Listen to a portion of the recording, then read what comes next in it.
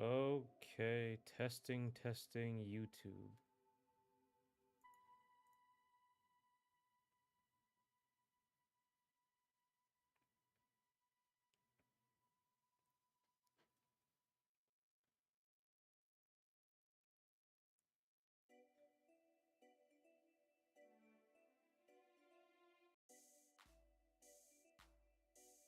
Testing, Twitch.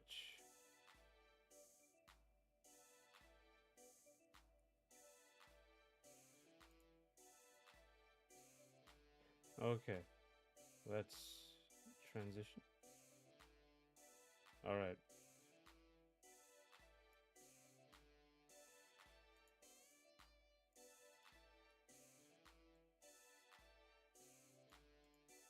Okay.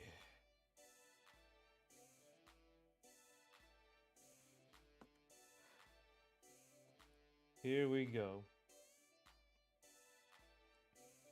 All right. So today we're doing the platform fighter, and basically I've taken a screenshot of like the new stage I'm working on, and something happening, and I'm just gonna draw over this, and I'm gonna see how, like, how I want this game to look like with a screenshot in game. So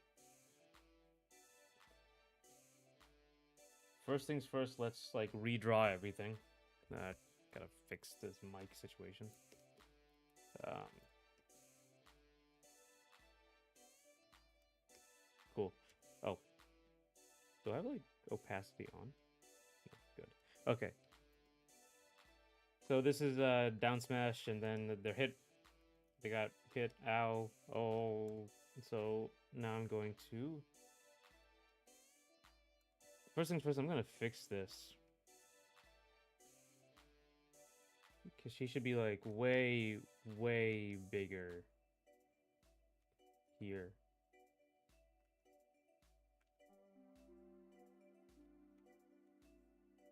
And I'm gonna also take into account how I do my shading a little bit, because this all has to be like palletized.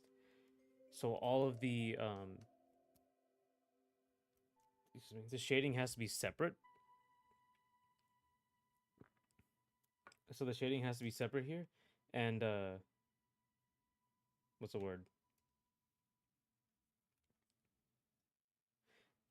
And it has to be able to be. You have to be able to change the colors. You have to turn things on and off, change colors, all that. So they have to be kind of separated and compartmentalized. It's a little weird, but we'll get into it later. Right now, we're going to do just the art.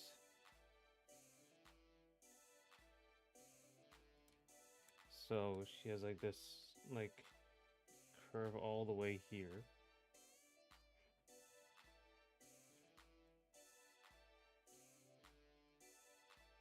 So kind of like what's the Xiao Yu or Xiao Zhu from Tekken. That sort of thing.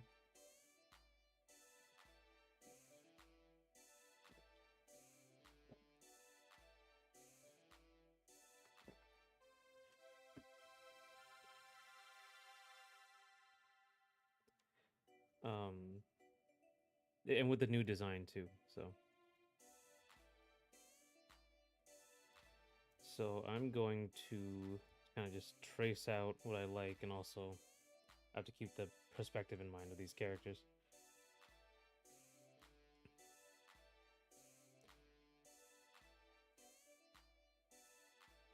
And she's squashed and stretched here, so. Alright, so, okay. I think I have to, like, lower this, yeah, a little bit more, so people can see it's a little easier. Um,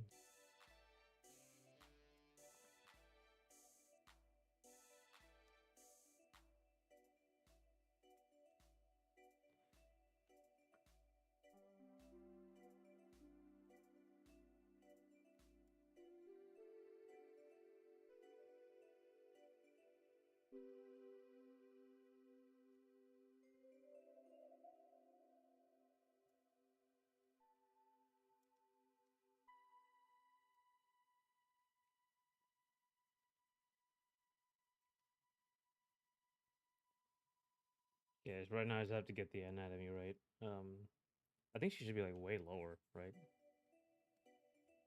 Maybe like this. Yeah, there you go. That's what I want to see.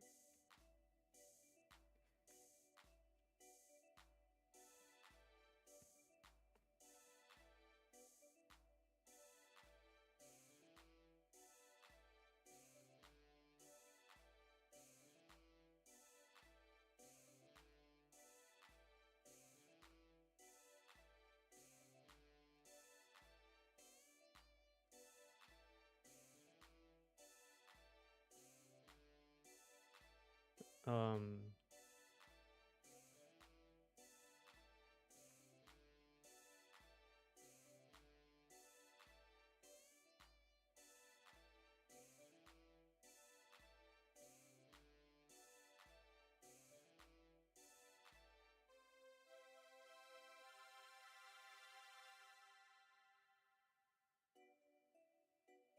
Let me see 1 second. Oh, I can't see. Never mind. All right.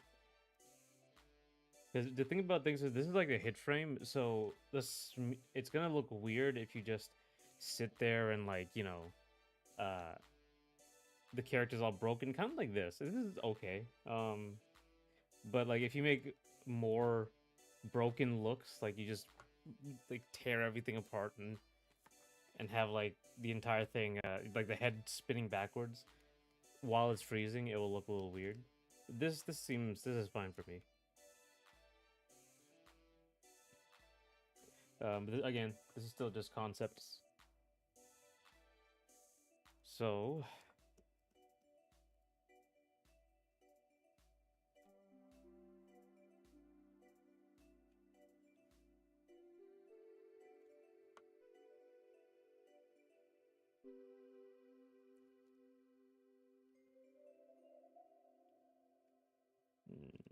okay. So the way I'm putting it here is uh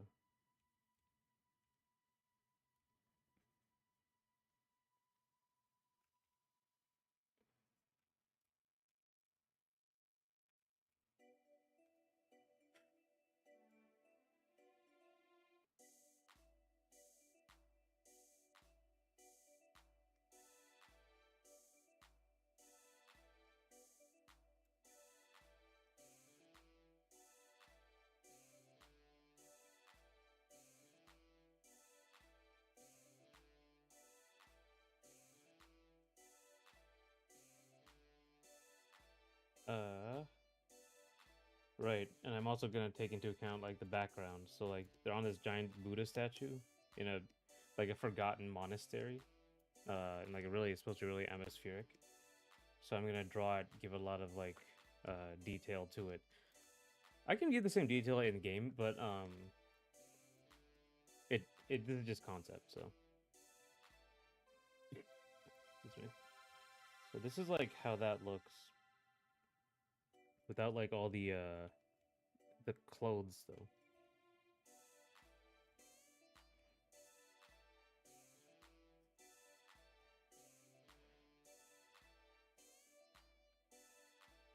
This is also really weird.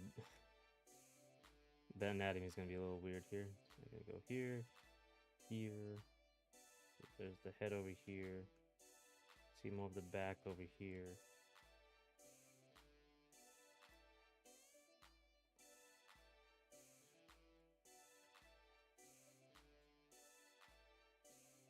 So like she comes down.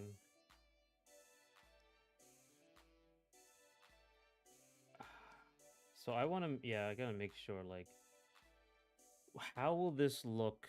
Because the way I usually have this character is that you have like it's like a dress, like a woman's dress with a slit, like a James Bond girls, like because James Bond will fight in suits, which is very impractical, and the women will fight in these like cocktail gowns or party gowns or dresses. Also terrible, but so like the character has like a three-piece thing, like in the center, and then on two on the side that overlap. But like the way I want to put it is like this. when a fight's happening, you want to make it look like a dress that just has a slit on it. And this is the silhouette you want to actually I want to use for the animation, right? So in this case, like I'm not sure how this will work. Like this maybe. Like it probably won't like lift up like that. Oh, maybe it will. Because again, this is a drawing, right? You can do whatever you want in a drawing. It just has to look good. So I think actually that creates like a nice flow to it, right? And then you can like here and here now I can like kind of fill all that in and separate it because it's supposed to be three different things.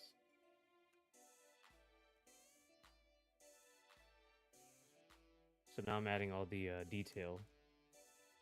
I think like the way I put this character, she has like tears at the end of her, not tears. It's like a pattern that looks like like Batman has those scalloped wings like bat wings. She kind of has like those, but it's like a different pattern. It's like a more Japanese pattern. There's also this trim on her stuff.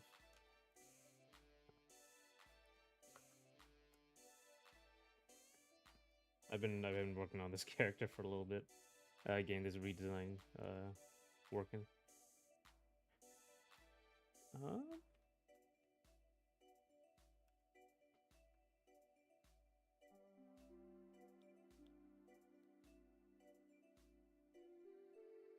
so I think, yeah. I mean, okay, that looks like a serviceable sprite. Um, here and here.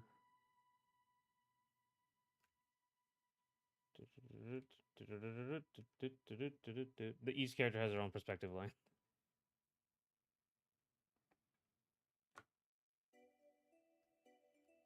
I think like right here, yeah, it's a little better.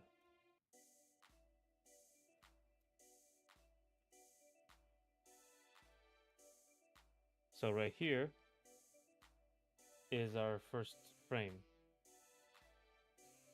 And this is the character, and we'll have to give her some things here. So now I'm just going to fill out the actual design of the character.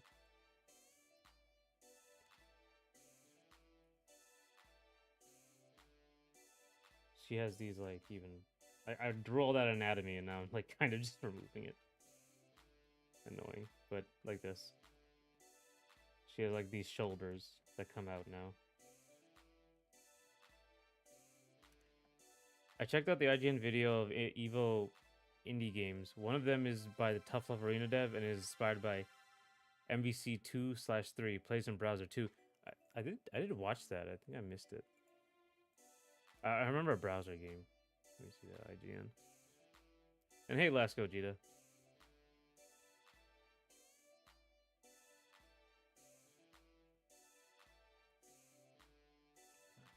There's IGN. Come on, thank you.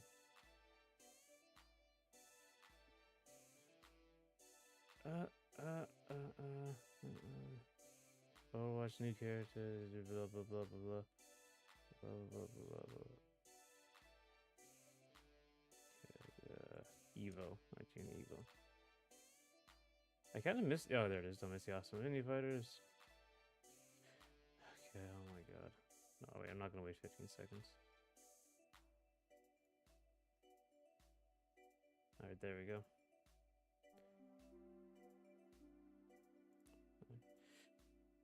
You have any games you really like playing on unconventional platforms? Not only browser, but arcade console do not count. I'm including games you play on your TV receiver if you had that.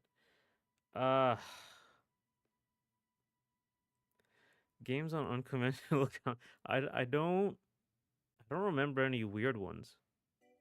On a like when it first came out, like phones and iPads were a little weird to play games with me for me.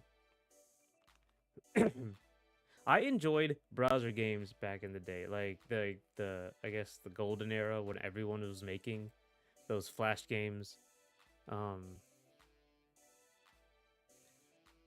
that was always something for me. Like I think like unconventional these days would be like how they play Doom on a refrigerator or an ATM machine.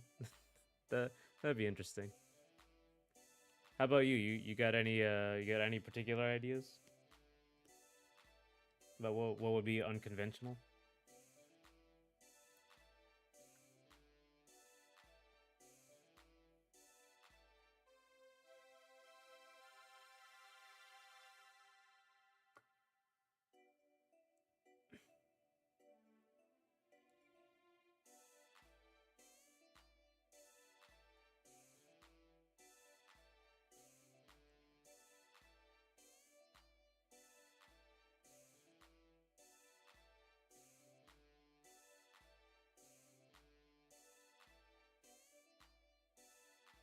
TV receiver. That's I never played Stadia. That one might have been a thing.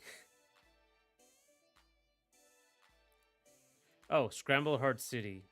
Scramble Heart City. Yeah, I saw that. My picks would be games like Fancy Pants from the old days, some games on Cartoon Network site, including Gundam Wing, SRPG, Attack on Titan's fan game on browser, ran via Unity.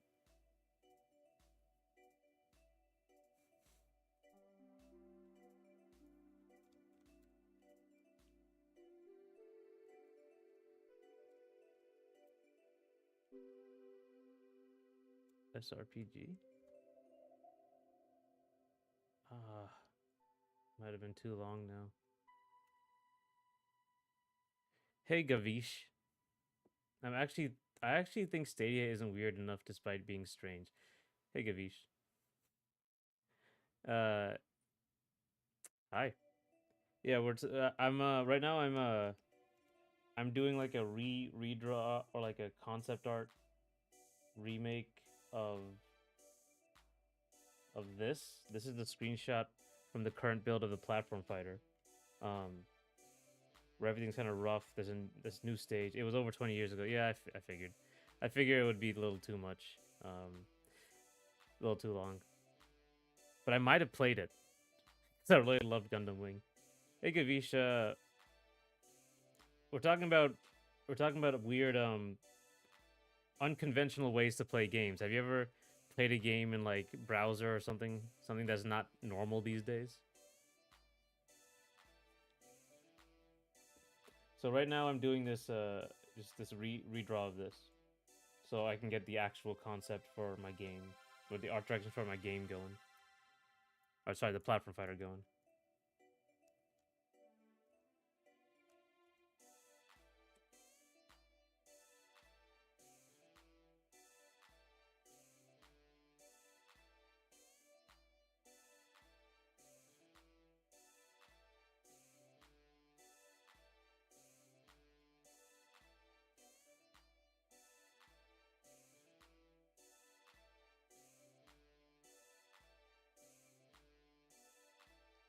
Newgrounds still exists, and I've liked my time playing games there. Yeah, Newgrounds was great. Um, there's all the violent ones, like because I was a teenager, so I was looking at all those really violent ones. God, I think we talked about it before. Madness something, you know? The guys look like this,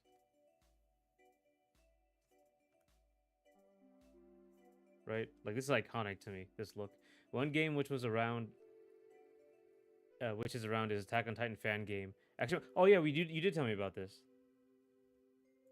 Yeah, where they actually made it. Like the fun one. Hey, Mark Reed. We're talking about unconventional ways to play video games, like back in the old times where you had like browser based stuff, so you can actually go in, so you can play in the browser or like you play a flash game. Yeah, the Attack on Titan fan game. You told me about this one where they actually made it. You fly around and stuff. And there was a sequel, right? Yeah. So I don't know if anyone remembers this game. Where, like they had a gun and like you could play it. They had like animations for this, but you could also like play it. Like he had like a shotgun or something. Uh those animations were really violent but iconic. Yeah. So like I just can't remember the name. But I remember playing this game so much, the game version of it. There was Alien Hominid, famous one, was famously on Newgrounds, I believe. Um, but yeah, anyway, that's those were like I spent so much time on these games. Do you guys remember Shockwave? Yeah, fans of the fan game made Attack on Titan Tribute Game 2. No idea where the original dev is. Oh.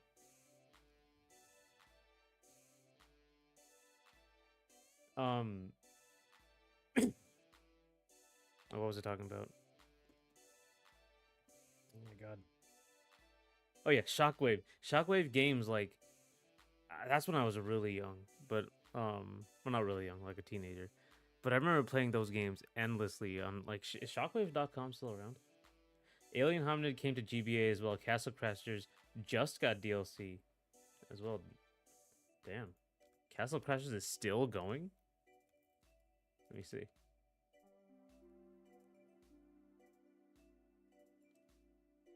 First new DLC in over a decade. Wow. That's great. Castle Crashers was fun.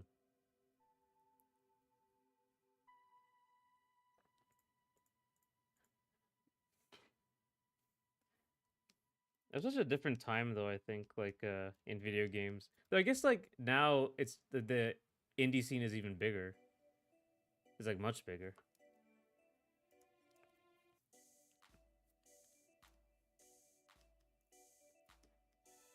Okay, and I need to get a hang on. Let me get this other character as well. Like give like a pain pose. The DLC is relevant as it is created character content. We talked about that before. Yeah, that's great. Like that's if you're gonna come back after like 10 years, you want to make it go on forever. You have like create your own content, like create character stuff. That's a really good idea. If you're gonna come back after this long.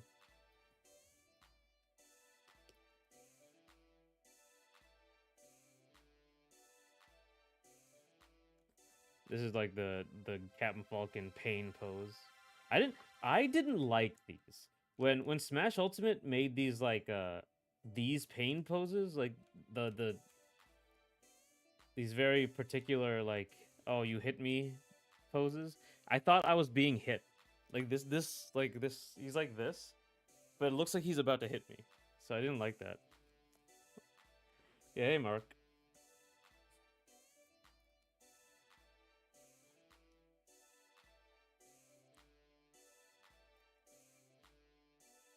Um so I think like I want to make one that's like a little more obvious that he got hit. So I think yeah, so the idea here, so I'm okay, this is coming down. So like how Street Fighter 3 low has a bunch of different hit animations, like you got hit animations, so this would be like you're twisted all the way down.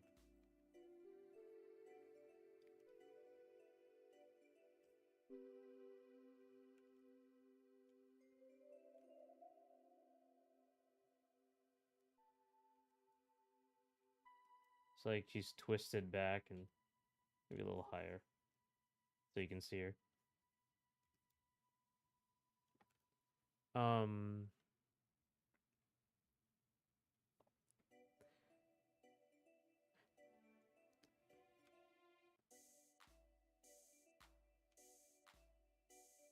I actually think like actually nah, it looks weird them both to come down. So I think I'm gonna like do like this thing right here. The thing is like she has a giant hat, so it's really easy to tell. It can be hard to tell direction.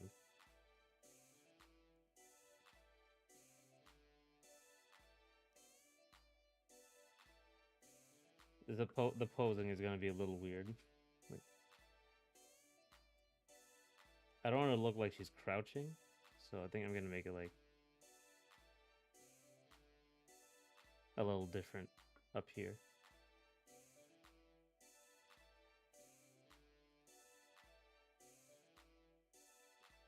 So this is what happens if you hit them and then they're in hit stun. Yeah, I always get confused with hit stun and hit lag. They'll be stuck in this little pose, and then they'll do the launch thing. Then they'll do this, right? Then they'll do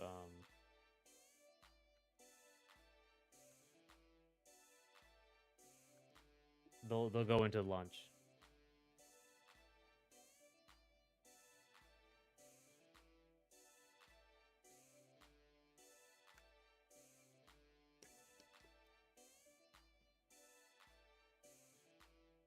Let me just label this player 2 and label this player 1. Man, I should. Yeah, I'm looking at a Doom Dark Ages. They also got a little update.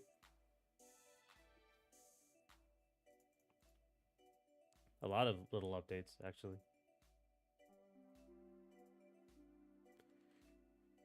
So, once I get to, I just gotta like think of like this. Actually, like this. A good pose, like a good pose, is like like something like this.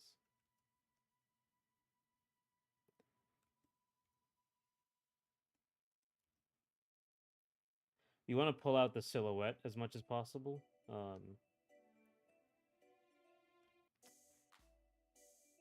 It's gonna be like very twisted and contorted. I'll try this one. Also, like these are both gonna be frozen, so I don't want to again break the body as much. This kind of she kind of looks like Igor in this one, but we'll see. But she does. I don't want it to look like a little more languid, a little more weak, like a wet noodle, instead of like this, which is very strong and straight.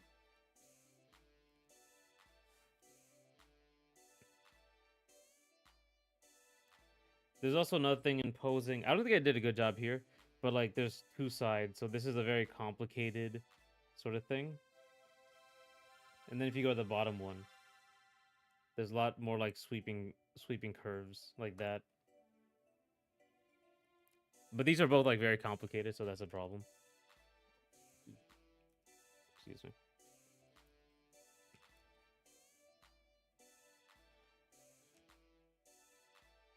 Any pose you have to consider balance.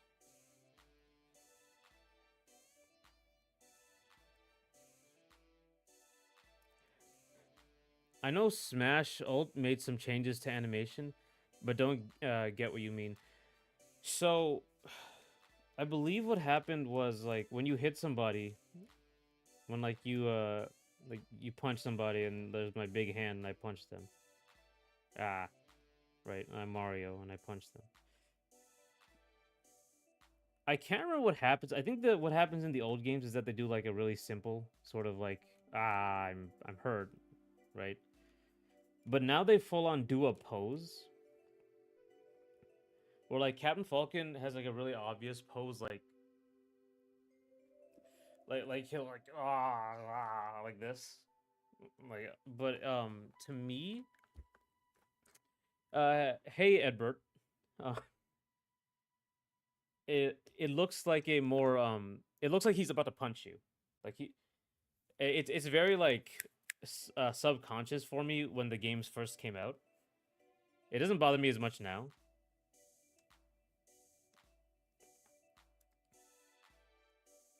Like his head will be thrown back, and like it'll be like this sort of Shakespearean pose like this.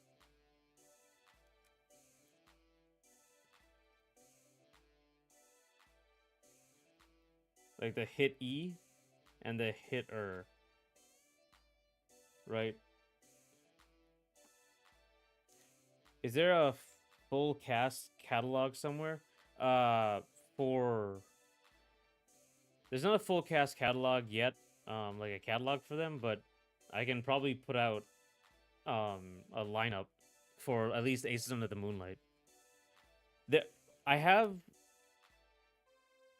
I have about 4 characters that are more fleshed out than the others. Like in total, I'm thinking 8 for the platform fighter, um, and there are 4 that are more fleshed out. So this character, this sort of Japanese character, and then there are 2 French characters, sort of like 2 French musketeers, um, and then there's a mech. There's like a Iron Man mech character. I should probably put that out at some point. I see. I had a bit of an uncanny feeling about the new block animations in Street Fighter Five and Street Fighter Six, but Smash Ult never bugged me. Yeah, it didn't bug me for long, but it did take some getting used to.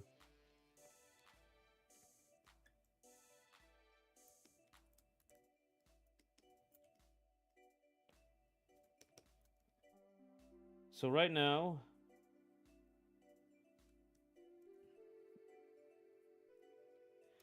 okay, so I just need to like fill this out now, and now once I get the posing, I can put on the character's clothes.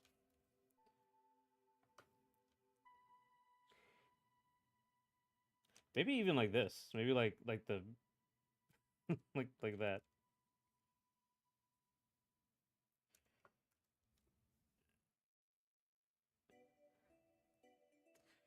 That is I'm assuming that one of the French characters is the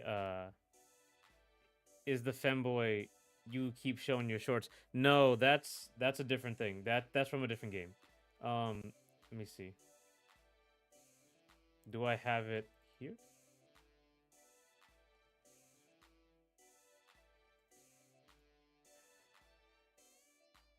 Oh yeah. Why'd you censor French?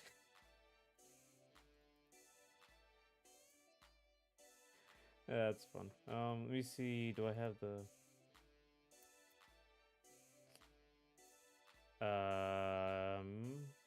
where is he? Where's so this character this might take a while to load. 1 second. This is a very big file. Hello Evernor on Twitch. Hi.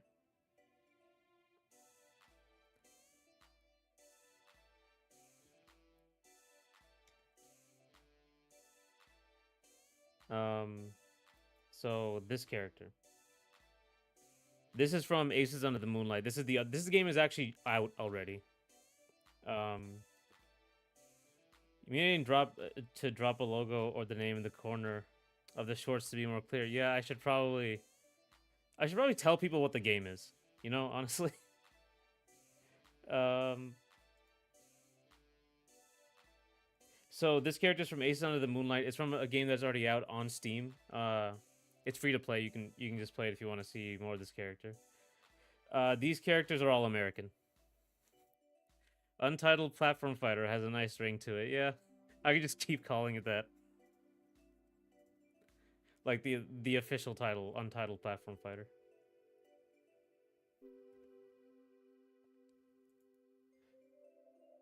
Um.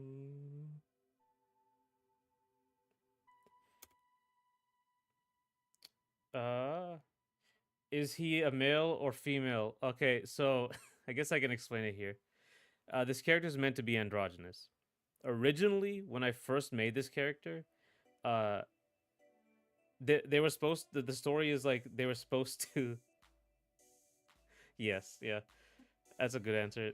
When I first made this character is supposed to be a guy who was kicked out of his house because he was gay, and then he ended up becoming homeless and ended up where all the other characters are.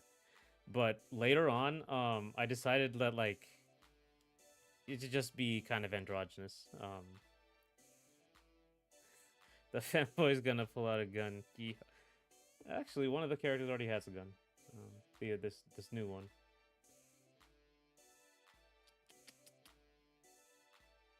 Okay, this might be a little dangerous because I have to. My computer might not be able to handle all this. Uh, right. So this character has the gun. Uh, and I think he pulls it out somewhere else.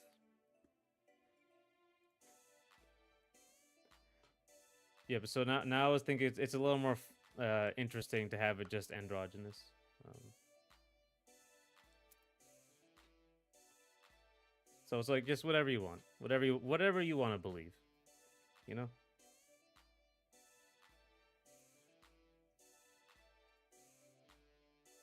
Um, but yeah, so this game and then there's the other character. I might as well show you now. Where is she? Da, da, da, da.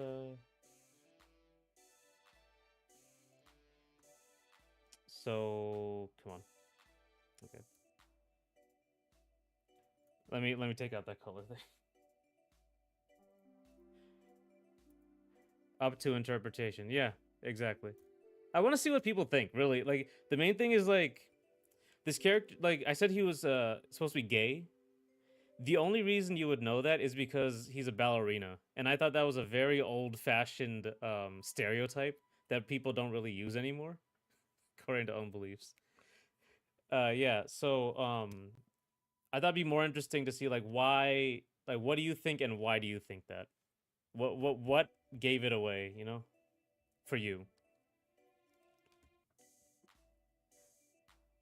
Yeah, according to your own beliefs, exactly. Like, just there are no wrong answers. That's how I put it. This is the other character, and then there's two more if I can ever get my ass in gear to get the other two done. Um, but yeah, that's what these two characters are for.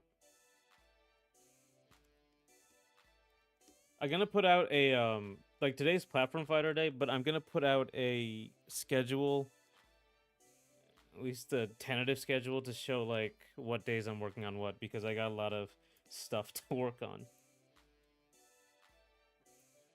Um,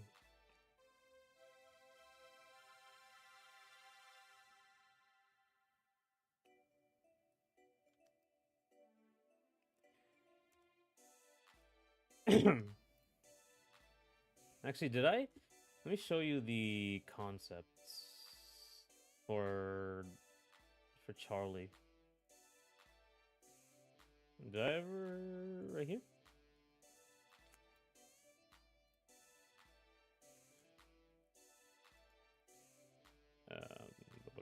Right here.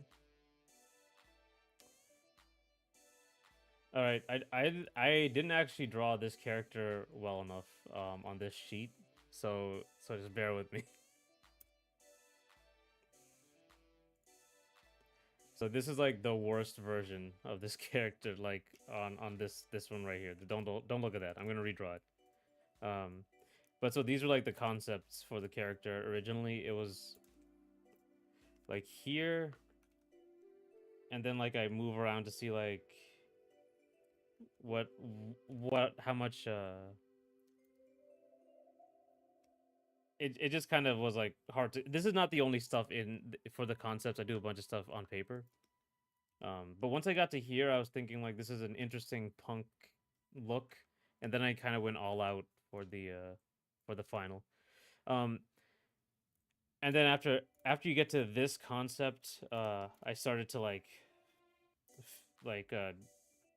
do some variations on what it could have. I also did some face shape variations. Like this is like a girl's face, and this is like closer to what he actually ends up being. Over here, not over here. Nope, I have to redraw that. I talk about it in the short now, but this character is way simpler and has way fewer colors.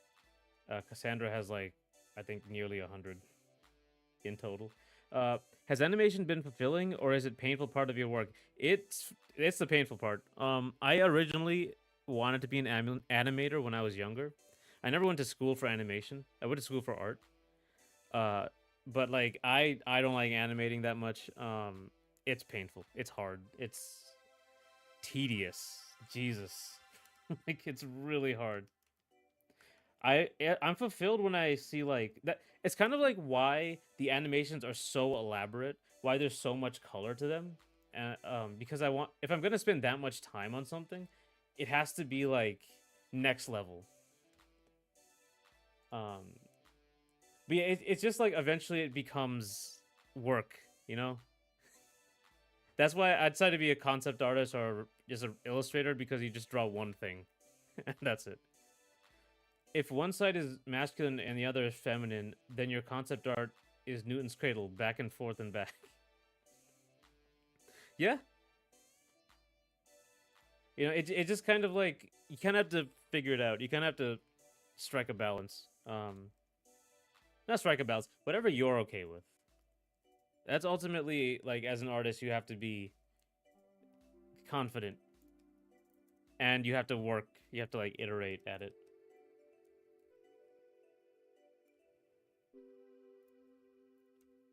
Um, So like if you're talking like fulfillment for me in animation for that much time, it has to be amazing. It has to be something else. The color range is crazy. It feels like there's less like GG's recent 3D, which recreate 2D. The color range is crazy. It feels like there is less. There is less like GG's recent 3D tiles, which recreate 2D animation. Yeah, I mean like okay, here's the thing about the recreating 2D animation. This might be a tangent. I don't understand why they just don't make the 2D animation at that point, right? Because the doing all that work, like they can't sell skins because they have to like do it separately, right? They have to basically like finagle it like a 2D art. So I was thinking like I was watching Puss in Boots 2, the new one. And I was thinking, why don't you just make a 2D movie, but like use 3D in the background, right? To do the complex shots. I basically mean that it feels flatter than it is. Yeah, yeah. Like you're right. Yeah, but it just gets to me like why don't you just like make it in 2D? Just give it all that detail, but in 2D. I don't know if it's like that much more labor intensive because you have to sit there and do it anyway.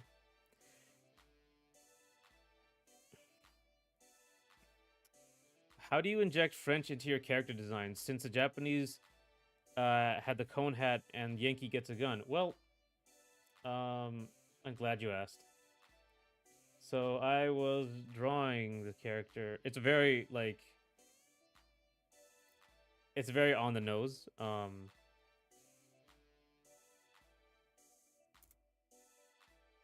Where is she?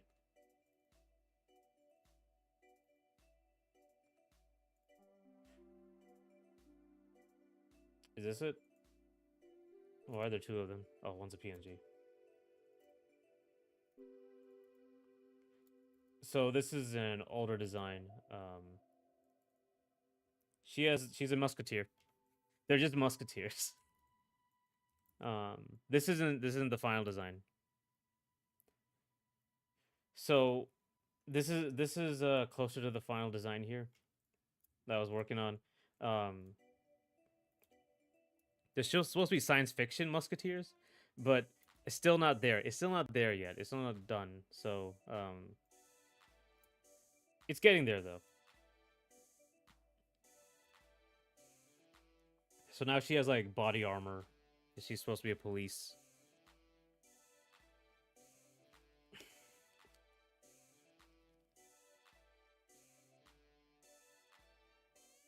Oh yeah. Oh yeah. So another thing I found weird was like they do use less colors in 3D for Guilty Gear than I do. I use like a lot of colors in this design. Where is he?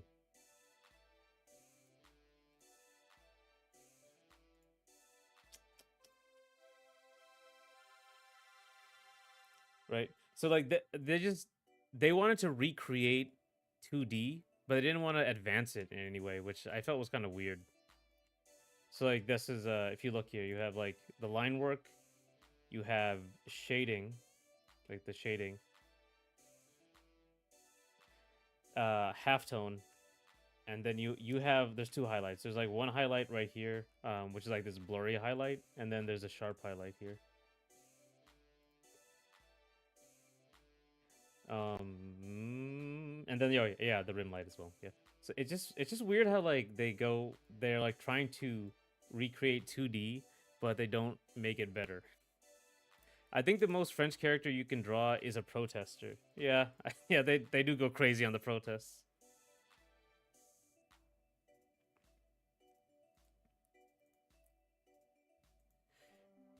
Strive uses more dynamic lighting than Exert, but I still prefer the look of Exert and Exurber. Not playing either. Yeah, yeah, I think I can commend them for like trying something new. But yeah, Strive has like a little. It has like a what's the word? Half and half. Like they're trying to advance into 3D, but they're really sticking to 2D. I think the freaking Grand Blue game, that was the best one. That wasn't the I think the Grand Blue game was like very well made. The best version of their like 3D design.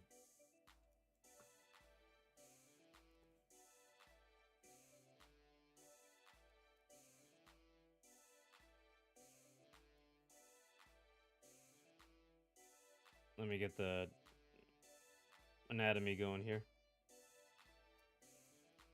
Uh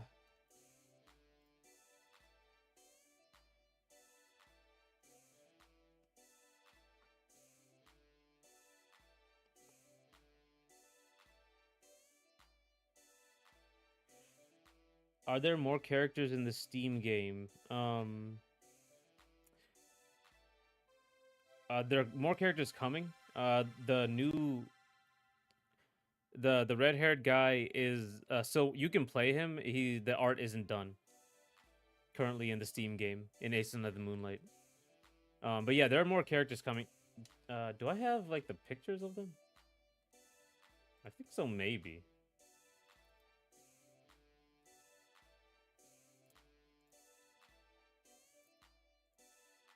One second. I guess I'll give you a preview of this character.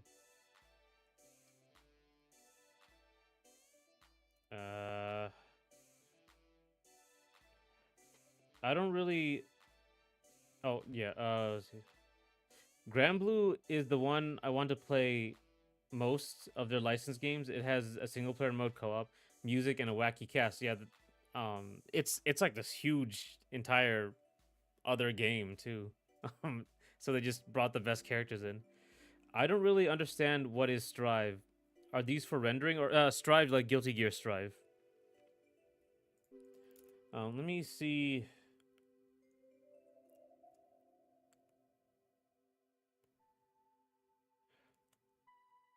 All right, one second. I'm going to.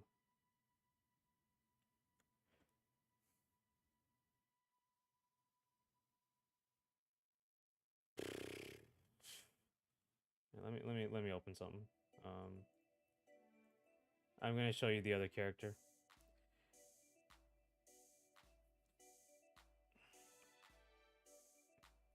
Where is she? Where is she? Idle here. All right, so if I do this, and now that's up. All right, so if I just do this, I go back to this, and I go here. Sorry, one second. Okay, now I'm going to. So, here's what I got so far on this character.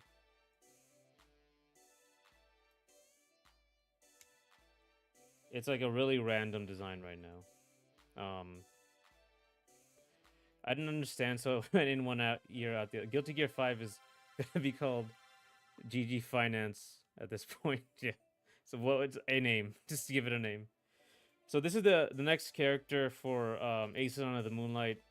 It's not done yet. I'm not sure. This is supposed to be like a sort of 70s glam rock design. But I I might go into like pop punk, like Green Day, go back to Avril Lavigne, go back to Sum 41, like that sort of era. Because this is it's too it's too like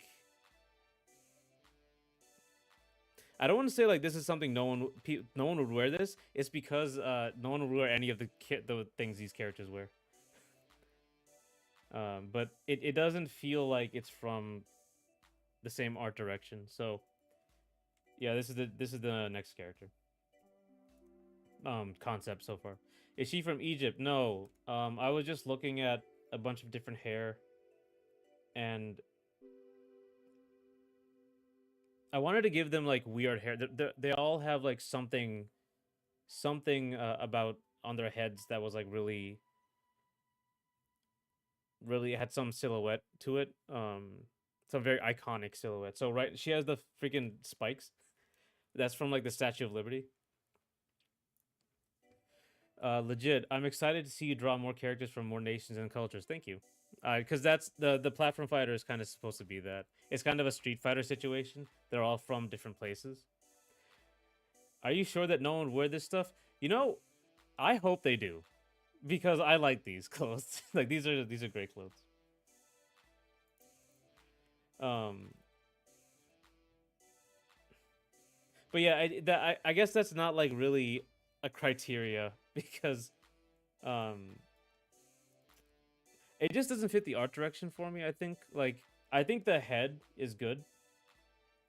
I like this. I like the weirdness of these spikes. Like the nipple spikes look like make sense for like the 70s era because that's what happened back then. Like Cher, David Bowie, or whoever was there. But like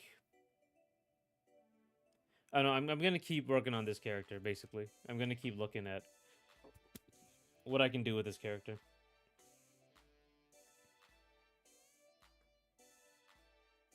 So like we'll see how that goes.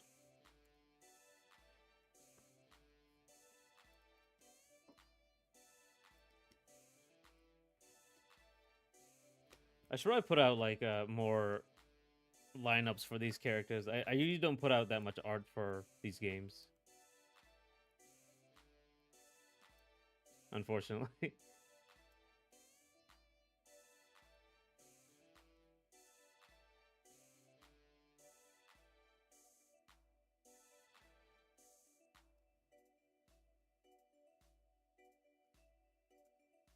I think. Okay, yeah. So now I can like look into how I'm going to actually get the clothes on this character.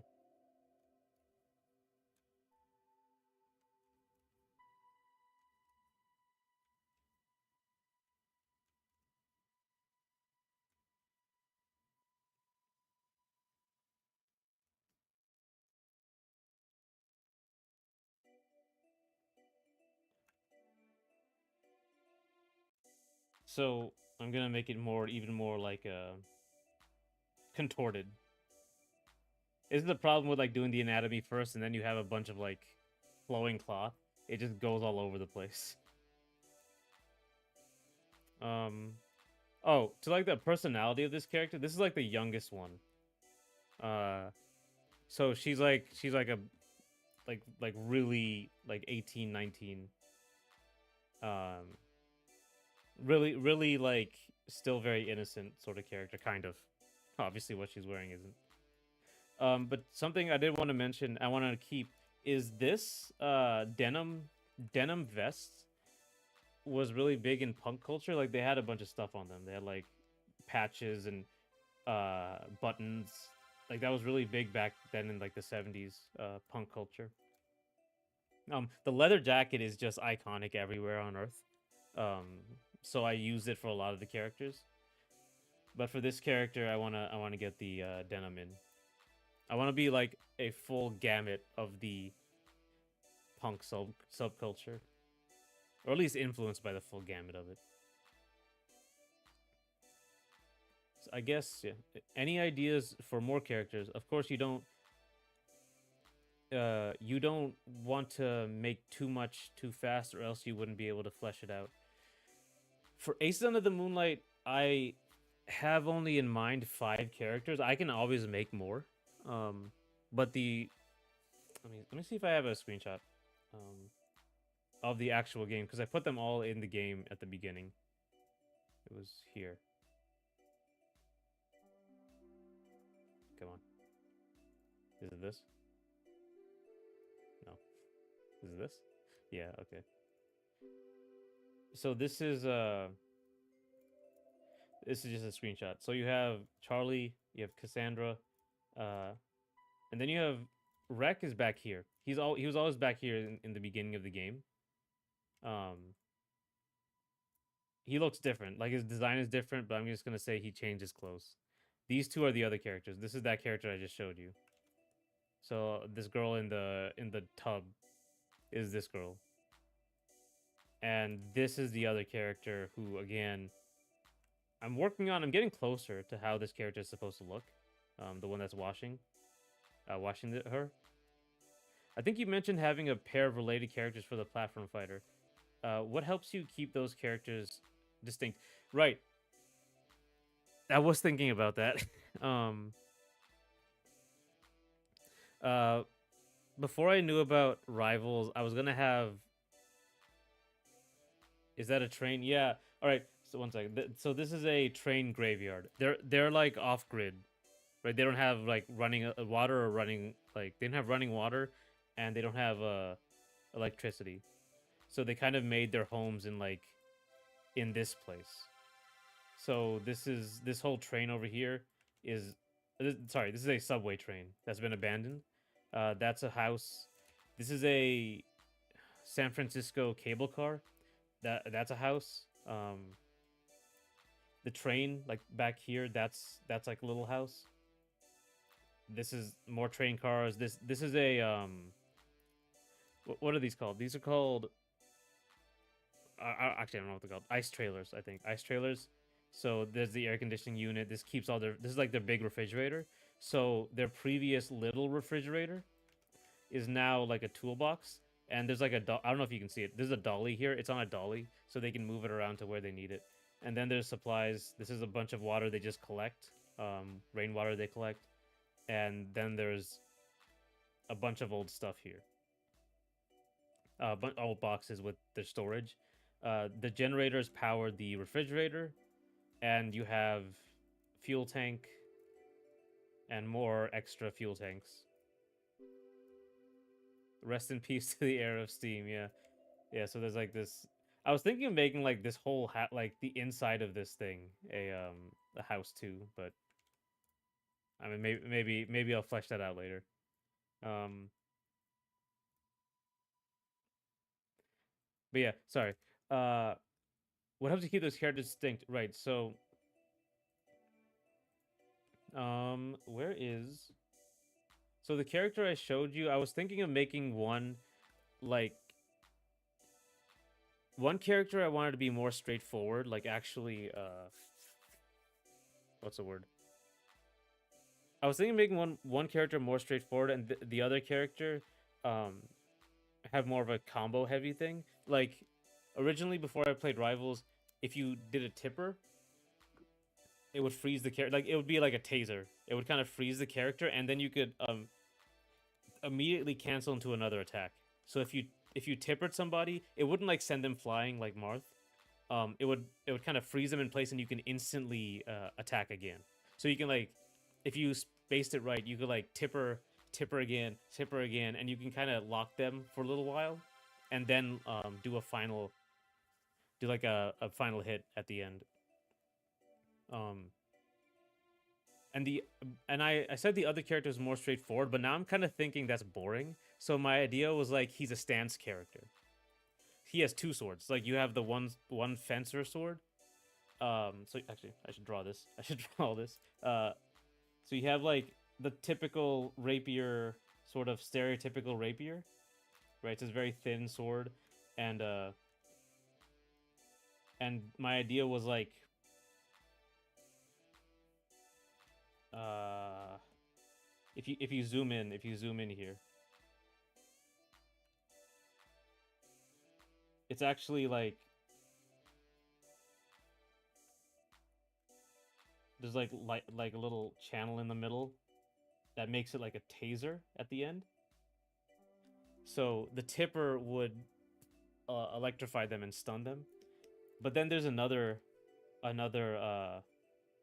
rapier, like a sword that's like this is like a war sword. This isn't used anymore, like in the world. And a lot of rapiers, like they are thicker, but these are more like if you're actually in a war, you would use these sort of swords. And the idea was that one character is really young and they have this one, and it's like a standard issue thing.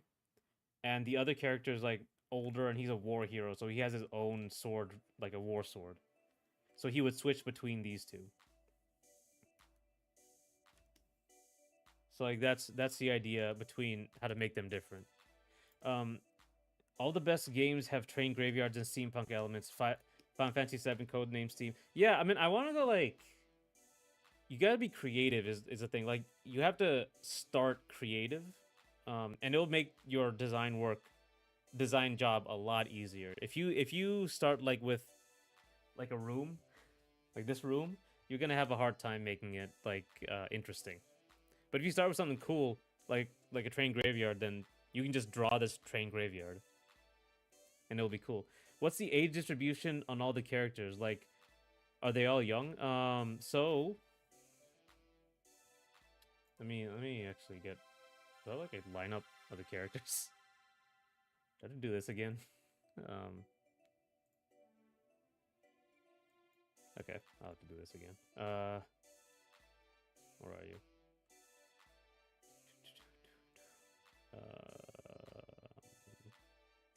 Yep. Okay.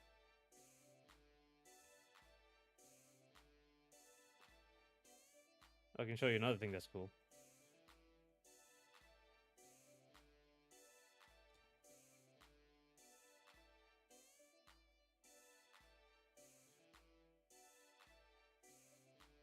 Right. So, the exact ages I don't know. I haven't like thought through yet. Um, but Cassandra's like these characters like are college aged, and the other character I showed you. These are all like college age characters, so they're a lot more like expressive. They're a lot more like openly like gratuitous, openly sexual looking, that sort of thing. Like it's that time of stereotypically that's kind of like the first time you're away from your parents. A lot of times like you kind of go wild a little bit. Um, the other character, like the wreck, the other two characters. Oh, I should have just like actually kept that image up. Hang on. Uh, where are you? Sorry, one second. I have to get that image back up. These two are like the more parent characters. So they're like a lot more muted. Not completely muted. Obviously, this guy's like completely shirtless. Um, and this woman is also like right now she's not wearing clothes, but whatever. They're much older. They're like within their like mid to late 30s. So that's kind of how I think about it. It's not so much like exact ages, is like periods of life. Like what time of your life are you in? That's more of a better way I put it. So these guys are like young, like uh now young adults and or like adults, and these guys are quite a bit older. They're kind of past that the wilder phase. If you have a oh if you have a fascist character and make their weapon bundle of sticks, oh man, oh man, I might get offensive. Do I have a fascist character? Do I have like an evil character? Actually, I don't have like an evil character in the works. Just like a sort of a what's his name? Bison. And Bison sort of character.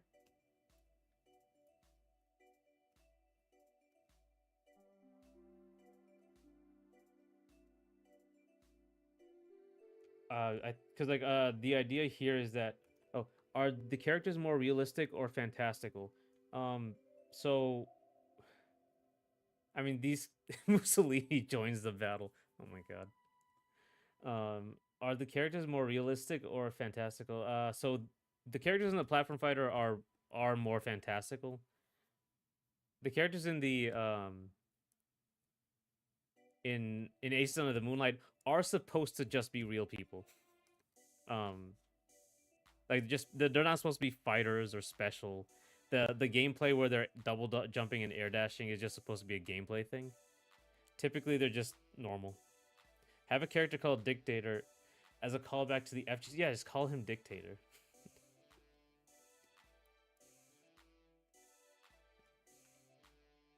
It is weird, like, because M Bison is such a cool name, you know, like for that.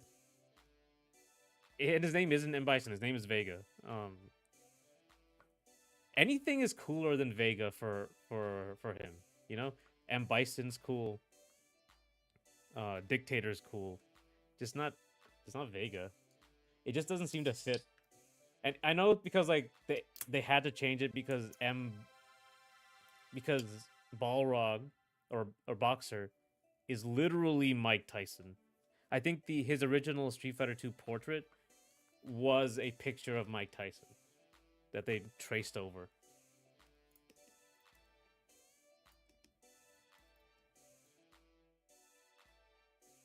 So I'm neglecting Twitch. Unfortunately, I'm multi-streaming there. It's I like my screen that I'm looking at is like I split the screen into 4 different windows and I'm looking at all 4 of them. So okay, so I think this is cool. Oh, what I do? I think this is cool for posing. If we get rid of this,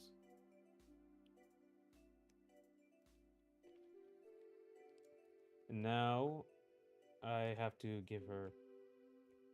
Excuse me. I have to think about what the back looks like.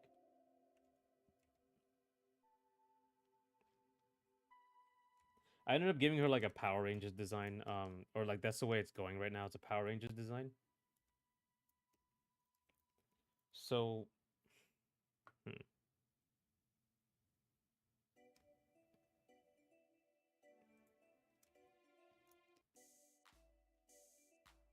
They traced Tyson. It wouldn't surprise me, as there has been some plagiarism and risk taking here and there over the last 30 years or so. Yeah, I think like I'm pretty sure his Street Fighter 2 portrait is literally a picture of Mike Tyson. Um, the original one from like World Warrior, the World Warrior. One second. Oh my god.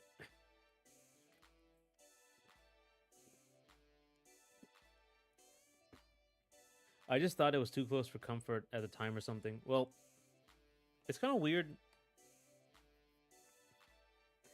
It's kind of like the JoJo situation. It's kind of like the JoJo situation, right? Because they have to change all the stand names when they come to America. Like like Dirty Deeds Done Dirt Cheap. They can keep that because he says D4C. Um, so it's not like the same name. What's the other ones? JoJo changes because like even now during the anime, right? Because the and the translations they can't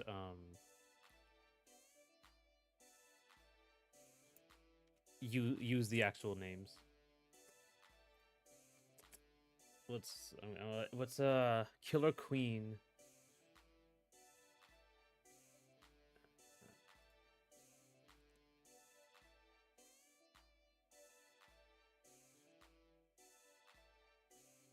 Crazy Diamond, yeah.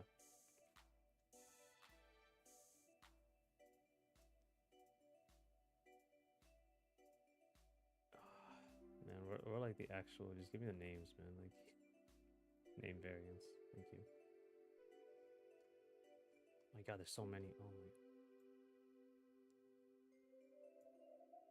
my.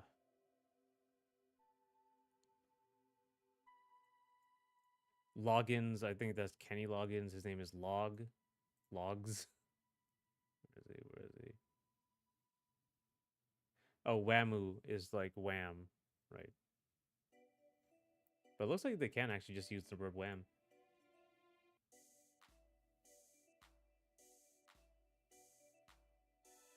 Star Platinum is fine. It's not Magician's Red. I think it's later on. Because the early ones are based on like tarot cards, right? Like the World, Star Platinum, all that. Crazy Diamond is Crazy D or Shining Diamond. Unhinged Diamond is a thing apparently. Yeah, because they can't just say these names.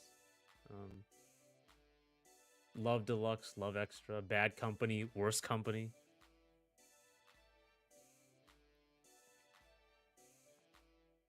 Red Hot Chili Pepper, Chili Pepper. Pearl Jam, Opal Jam, Pole Jam. Bad Company became Worst Corporation. Oh my god. It's just weird how like Japan is really like tight on their IP control, and then they just do this for like American stuff. Yeah, whatever. I think the localization may depend on whether you are reading manga, watching anime, or the specific game. Yeah, because they just can't use that. They can't use that particular thing, right? So they have to just change something else. Let me. Oh wait, it's that thing going on down there.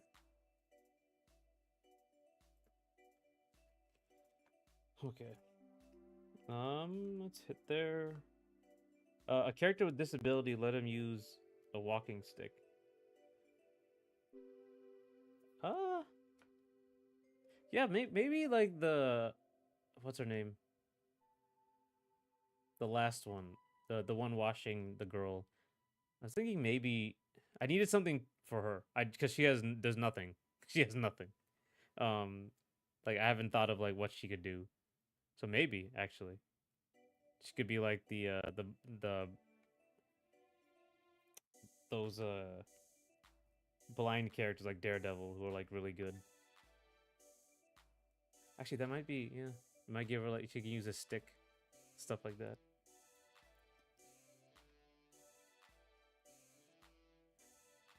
A lot of this stuff is based on folklore, so there's also a lot of those type of characters in folklore. For the platform fighter, it's based on folklore. I'm going to. This is fine now.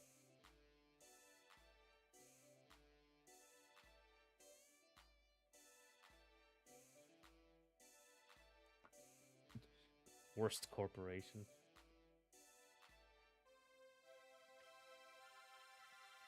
There was a feeble old guy with a massive sword, and GG wasn't there. Klaus? Claus? It was Klaus, right? Klaus. I'm not crazy. Was it? He was like in the first game. I don't think his name was Klaus. I think I'm wrong.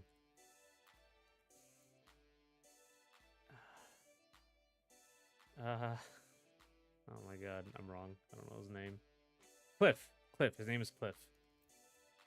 It's Cliff with a K.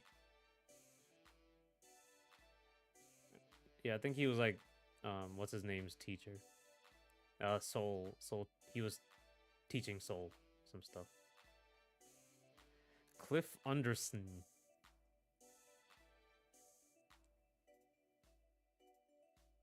Or Undersun.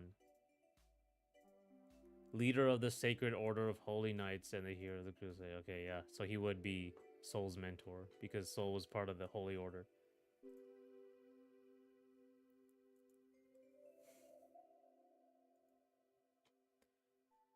So let me got this, and I gotta get rid of all this stuff over here. Okay, you go away. Actually, you know what? I'm gonna write doodles. I'm gonna put all you in doodles.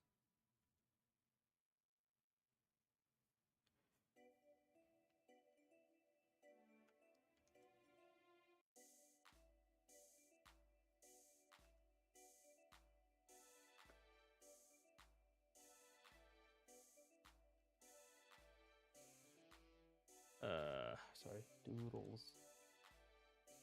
All right, now I'm gonna do the background here and draw this giant Buddha statue. Uh, right. So here you go away.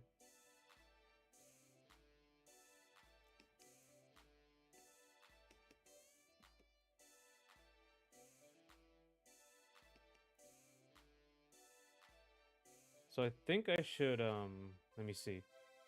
Get the Sorry, I'm scatterbrained right now. I have like a bunch of stuff to do before this. I do a bunch of emails. I have a bunch more emails to do.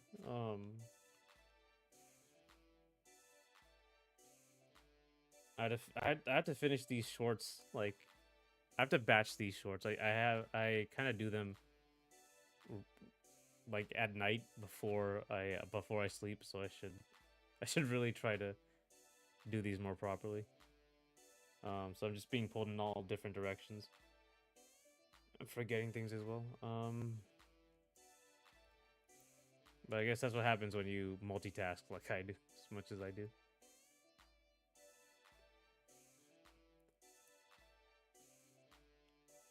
Uh,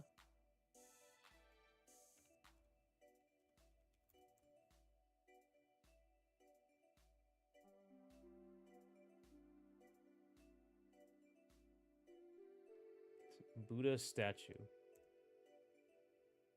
This, I think the regular Buddha stat. There it is. Okay, okay. So I'm gonna draw this guy.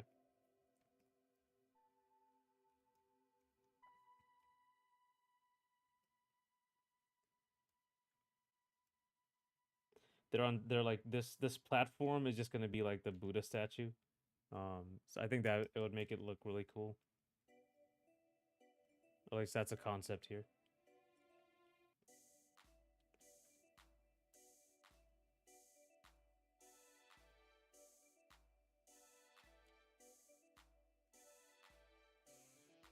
Um,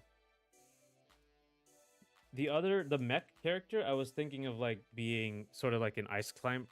I don't like ice climbers, but there's gonna be like maybe a split between a puppet and ice climbers. So like so like Zato 1, he's a puppet character. So you have the suit and you have the person in the suit.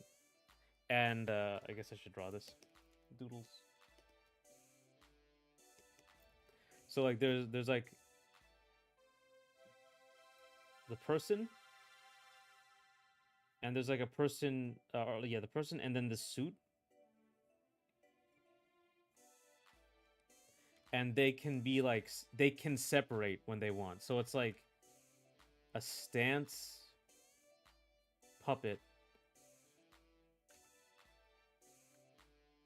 character. So when they like separate, this character will follow him around like ice climbers. And you can do certain things with that, and then you can combine.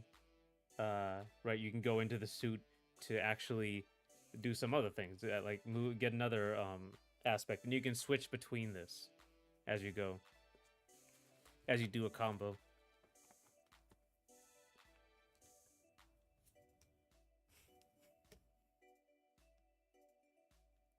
So that was the idea for the mech Iron Man character. I also was like, I was thinking of doing like a sort of a motion input thing, not so much like quarter circle, forward, just a much simpler like up down. If you press up down and then maybe a button like up down B, you would like start flying. So this character could fly like Sentinel, um, for like a second, like just like hover in the air for like a second.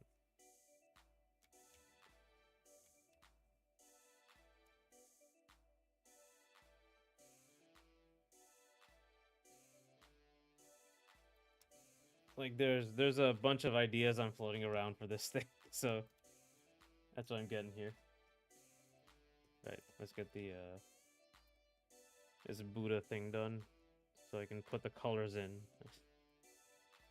Um, any thoughts about using charge inputs since those are pretty unexplored in platform fighters? You know, yeah, because like I should do that because crouching isn't like that big a thing. Yeah, at least in this game. There's no crouch canceling or anything. So I think like yeah, that would be a good idea. Actually. Because okay, so the thing is like for me, charging would be good. Because I think the problem with motion inputs, even if they're not like hard or they're not that hard, people are over exaggerating. They're uncomfortable to do on a controller. Like no matter what, your thumb, if you're gonna do like, yeah, right, you have your controller and you have your thumbstick here. Doing this like in this direction, it feels like it feels uncomfortable. Your thumb isn't supposed to move in this direction in this way. But I feel like hitting forward and back like smash is no big deal. So like up forward or down up or back or like back forward, that's more comfortable. So I think that you can use that for motion inputs. Um so I think like yeah, so just, instead of going hitting back forward and you can just hold back, yeah. The charge inputs would be pretty interesting. My idea for this game is just like to give people as many options as possible. Um, I don't really want there to be a right answer per se. I just want to give people a lot of options, so they explore more stuff. Because I think like I don't think you need to simplify Smash to appeal to casuals. Smash is already pretty simple, and casuals want more stuff, right? They want extra things to look at and to do. That's like the key. At least that's how I feel about it. Obviously, like that's what I'm gonna try to do. Just put a bunch of content in the game. Um, and then you can just work. I can work on the gameplay like separately.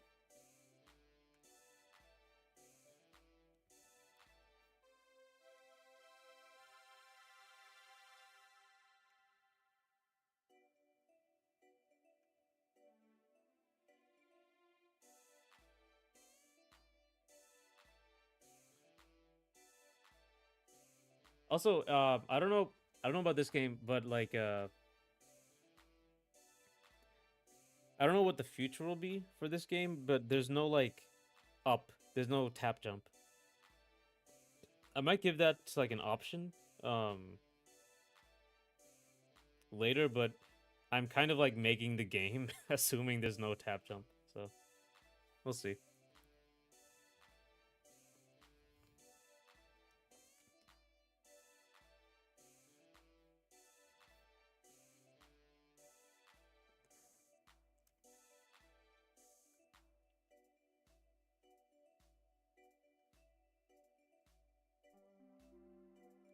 Um, is drawing very.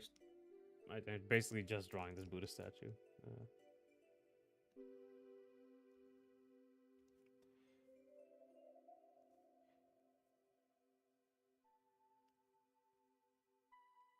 have you seen any unusual uh inputs in platform fighters? I feel like that's just not explored in general. Because I feel like even like down up, right left as an input is just not done in platform fighters.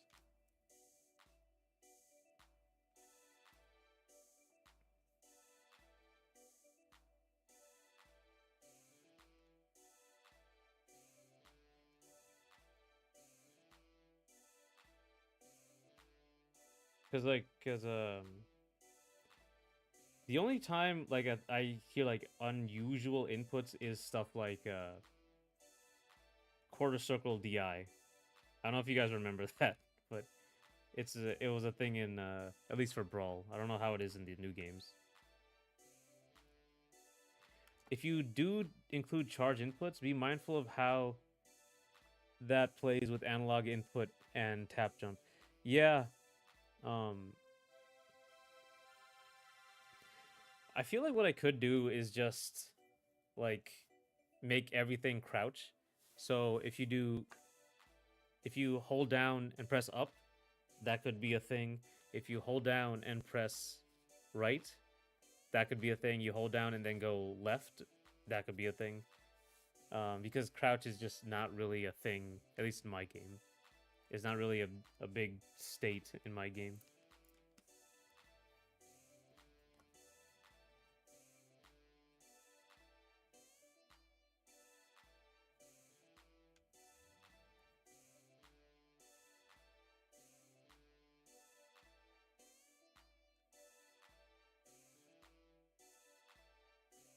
Yeah, it will have yeah, there will have to be quite a bit of consideration. Like Smash is well known for polish in everything, so that's part of the polish is like making sure these control overlaps are taken care of. One I had to take into account was like so if you tap in A, right? Or tap in anything is an attack, right? But the thing is tap is also dash and you have to tap first. You have to tap first and then press a button. But the thing is that the instant you tap, you will be dashing, which means you will do a dash attack if you press A. So what you have to do because of this like overlap, you have to I gave a leniency. So like you can start the dash and in the first 3 frames if you press A or B or whatever, you will stop in place and do that attack. Smash, I'm pretty sure actually does this because there's shutter stepping. This is what shutter stepping is. There is a period of time while you are dashing. Um,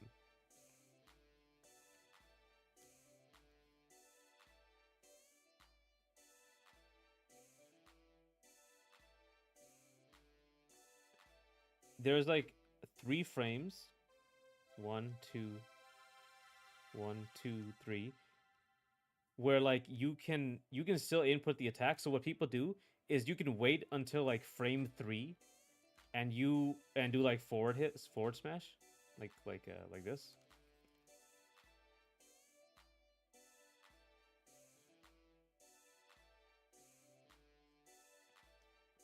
So you'll have like this enormous really fast boost of speed or like boost of range, and that's a shutter step.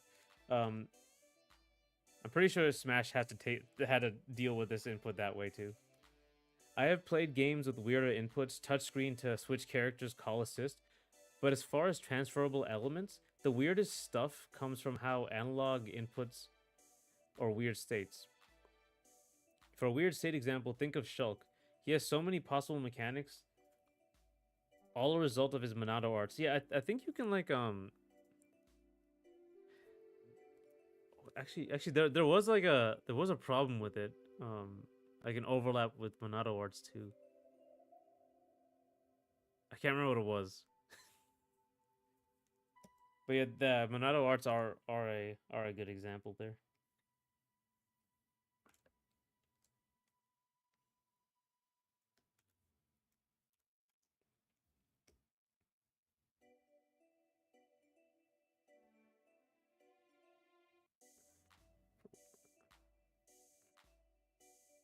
I oh god.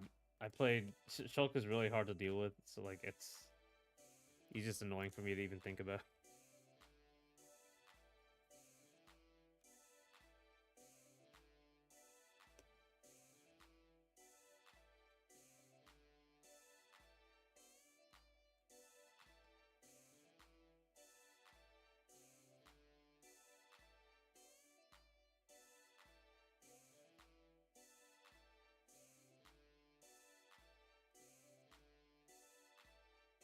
Uh,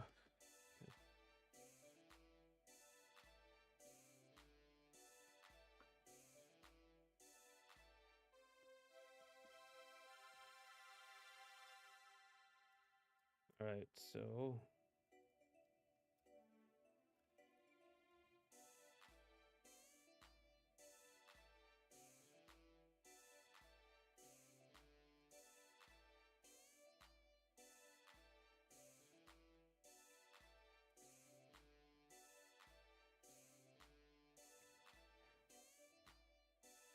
what's your favorite mechanic in like a platform fighter?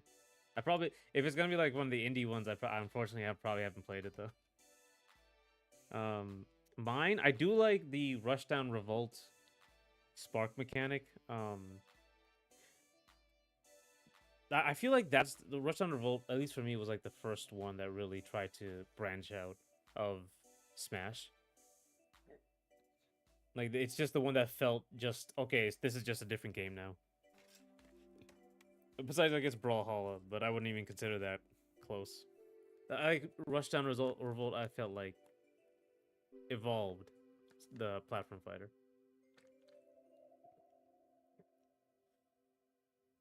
Like we don't have to make Smash but simpler, make Smash but like remove stuff. It's just we're just gonna evolve Smash. Like we're gonna go further.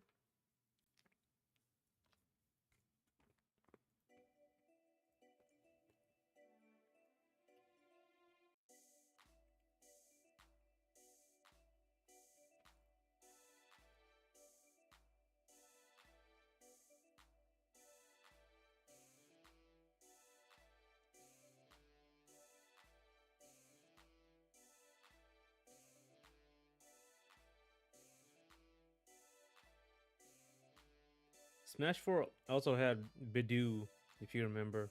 I haven't learned it, but what to boot up? Okay, Bidoo. That sounds familiar. Okay, I gotta look this up.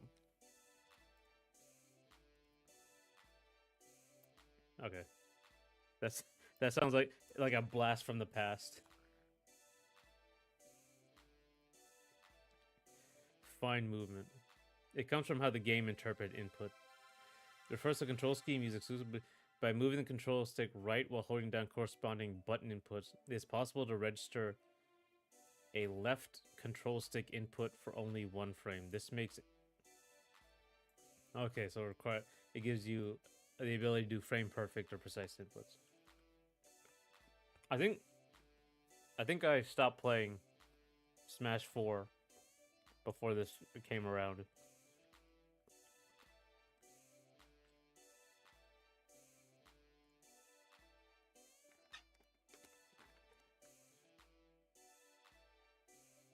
I do remember the word though.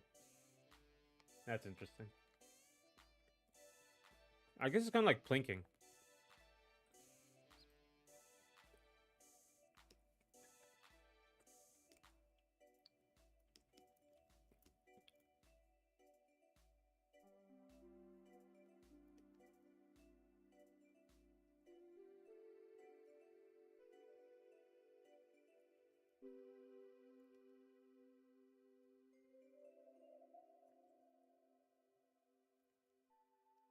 Yeah, I guess like that's how I feel about buffering. Is like I really love buffering in Brawl.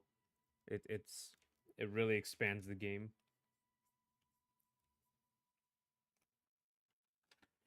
Yeah, it has a bit of plinking overlap, but I remember it doing more. Yeah, it looks like it's a whole. This article is huge. Like it just. Well, actually, it's not that huge, but it's very like dense.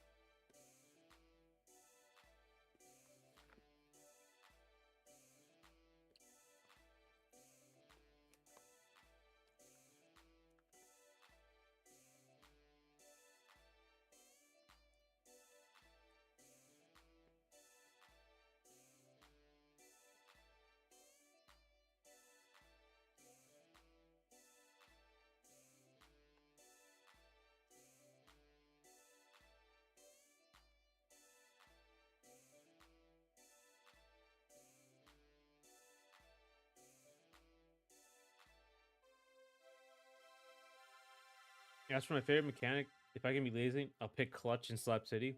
It is a universal modifier input which can change the properties of many attacks and actions. Let's see. Let's look this up.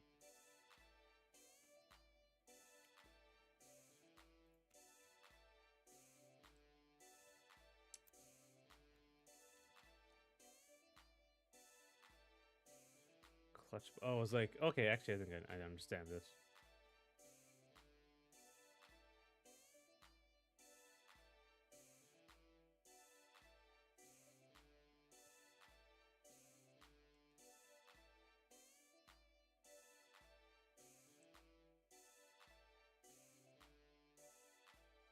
So it's like you press clutch and it changes all your inputs, like all the buttons, um, to something else. So you have more stuff. That's actually a pretty cool idea. I don't know if that's that's what you're talking about, but that seems like a cool idea.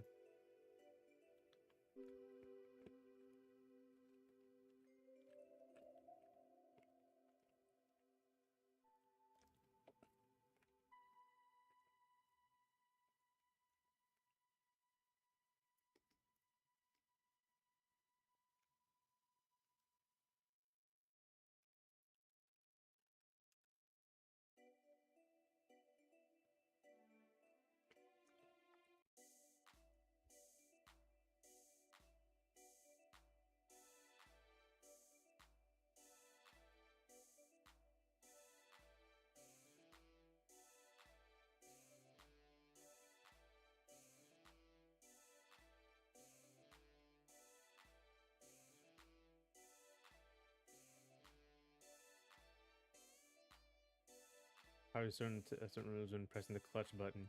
When holding down a special icon. Okay.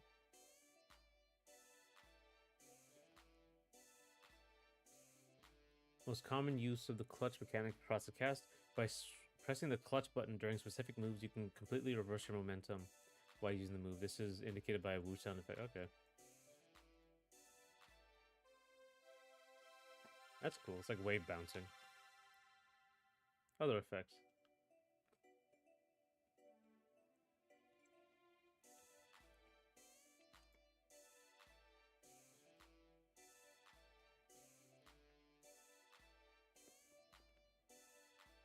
It isn't that expansive, but it's an easier.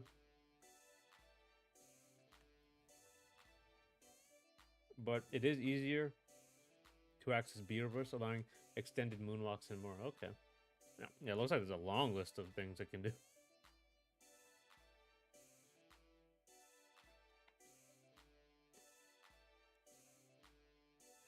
That might be a cool idea. It is. It just sounds like a cool idea to like. You have your inputs, and then like you press this button, and it kind of switches them to something else. You can hold it to make characters not spend meter when they do it by default.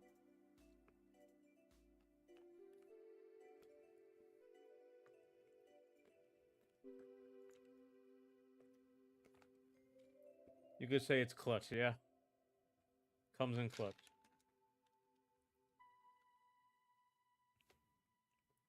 That's cool. That's a cool idea. I was also thinking about context sensitive stuff. I think I talked about it in one of the comments. Um, like you go to the somewhere in the stage, and you have like a universal context button, so you can interact with something in the stage, or some for any other reason.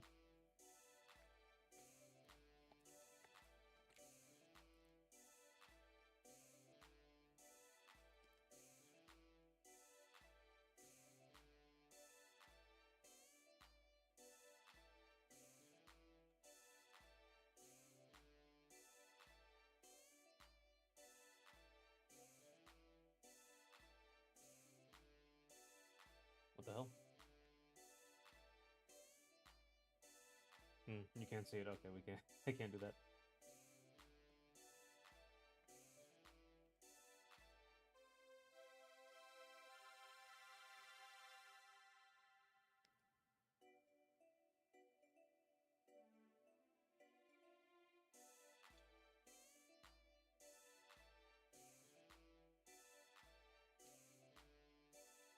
Hmm.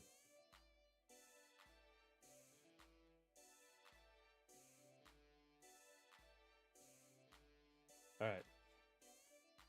It is a great addition because it's very easy to explain that someone just needs to press the button, but the game is still recognizable without it. Yeah, I really like that. Like, same with buffering for me.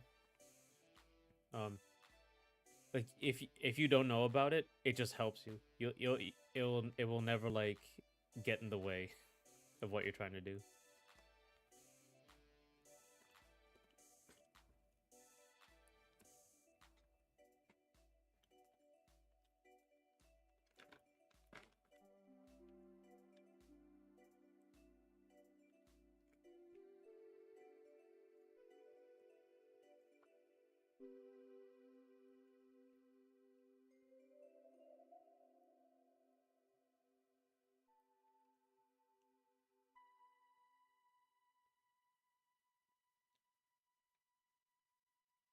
All right.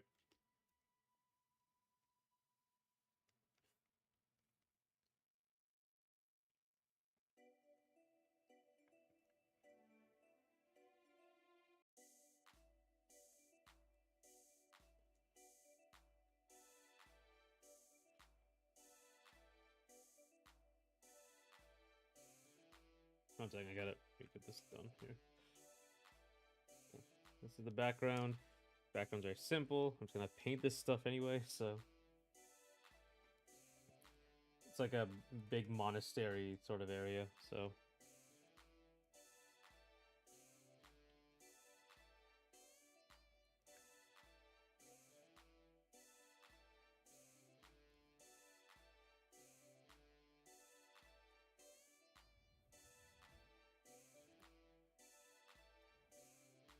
I should play more games. I should play more platform fighters. I should at least get Rivals. Rivals too.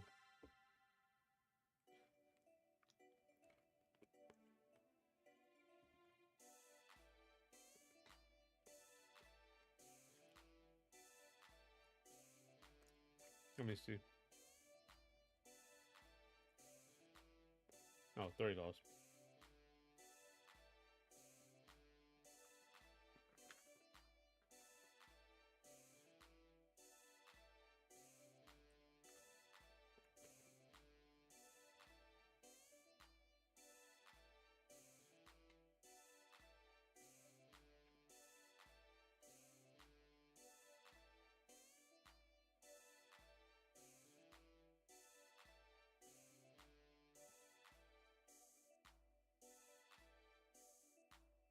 Oh man.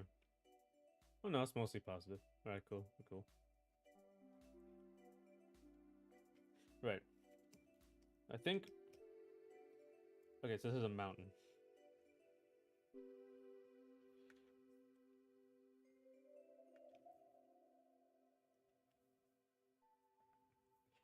So composition of this is gonna be like. All right.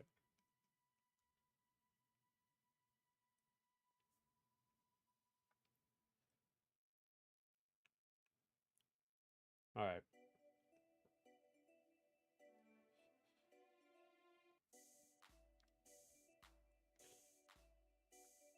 It won't always be a good surprise, but I've been pleasantly surprised when I flip a coin and just play a random plat fighter from the giant bomb list. Yeah, you know, like I mean, it's a giant list. Where's it?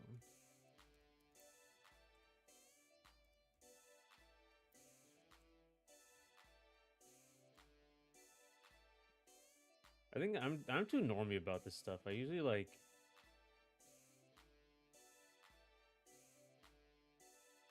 just play the popular ones.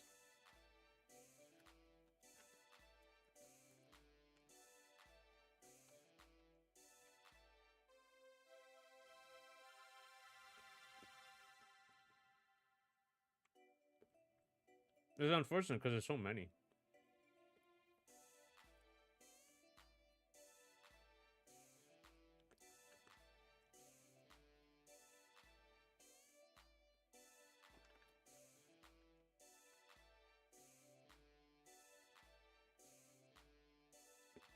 Knife fight.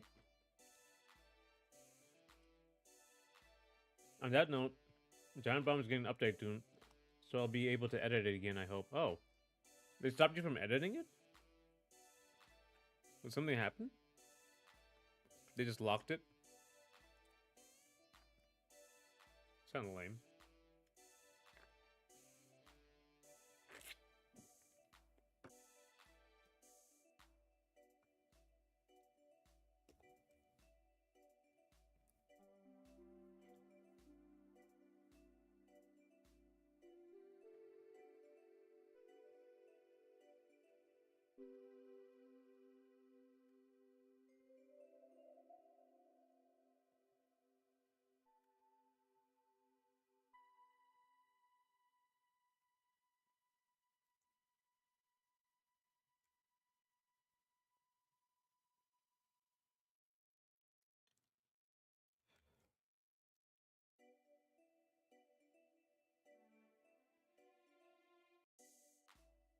Mirror this.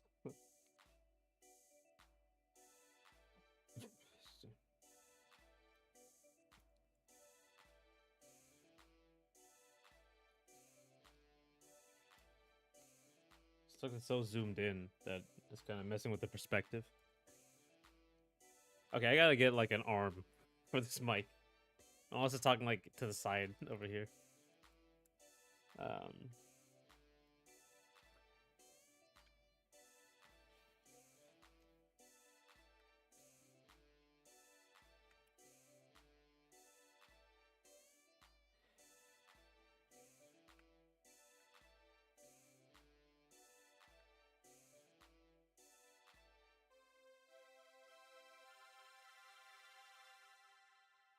Actually, I think you mentioned like uh something about giant bombs. Like you couldn't like no one could edit anything a while back. The website has been changing hands and it seems like the wiki code base is getting an overhaul. Oh, okay. I'm considering using Moby Games instead if they have good options. They are probably the most serious community of English speaking researchers for games in general. I should really look into that actually. Um Game preservation and research is just it just seems like it's weird that even like the people making the games don't care, right? That's really strange.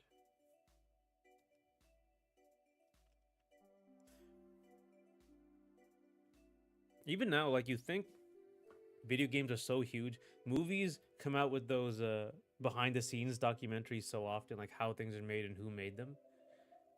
You think video games would catch on? They're really popular. They just haven't gotten over that like uh use it and lose it sort of thing. I mean, I guess they're really secretive just in general because it's still such a big there's a lot of money involved. So they want to keep everything under wraps, but hmm. I mean maybe that's it. Maybe they just want to keep the movies do it though. They make comparable money, I believe. I mean maybe not anymore. COVID kind of destroyed them, so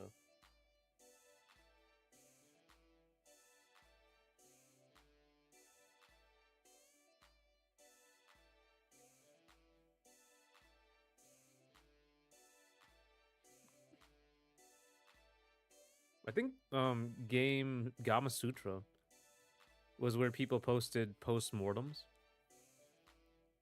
And like I think I saw an Unreal post-mortem about how that game was about. You get glimpses of stuff like Halo 2, like how that was actually going.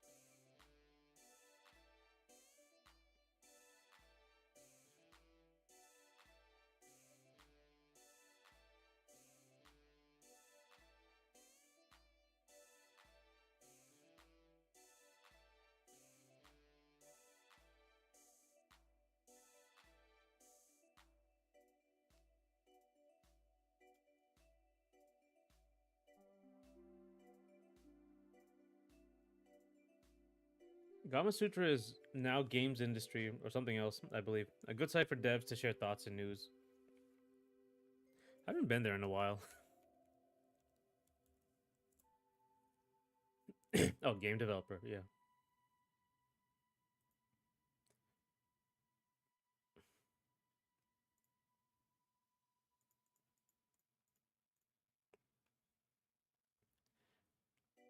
All right, so I guess I haven't been.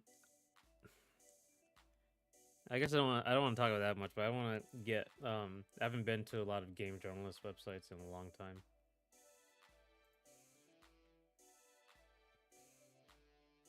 Even though, like, I'm not gonna say like YouTube is somehow different because they have the same kind of problems that game journalism does, but it's just, nah.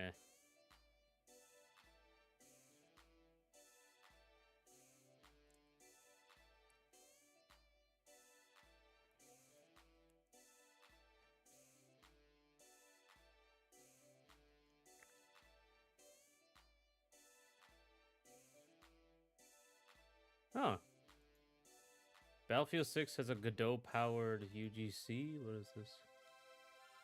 Player made content, user generated content. Okay, that's surprising. Godot's getting somewhere.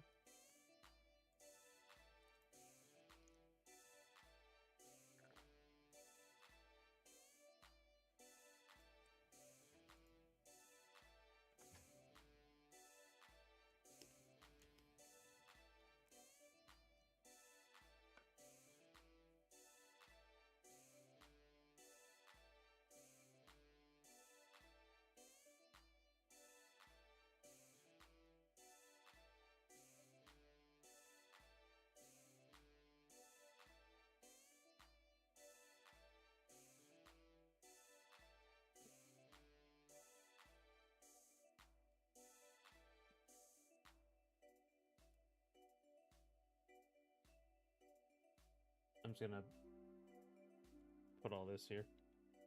Get the colors in.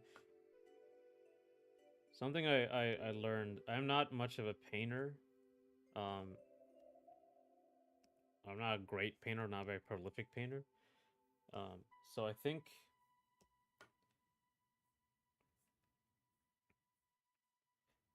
but I kind of understand a little better now.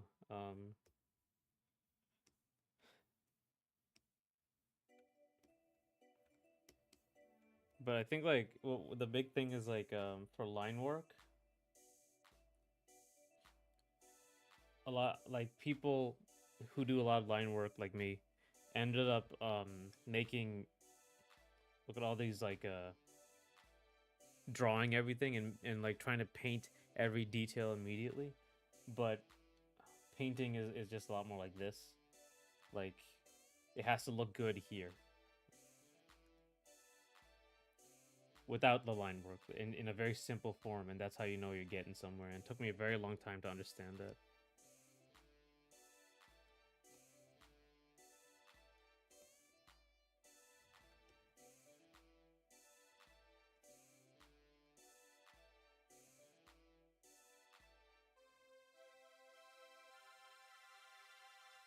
Um, so we're gonna get some interesting atmospherics here.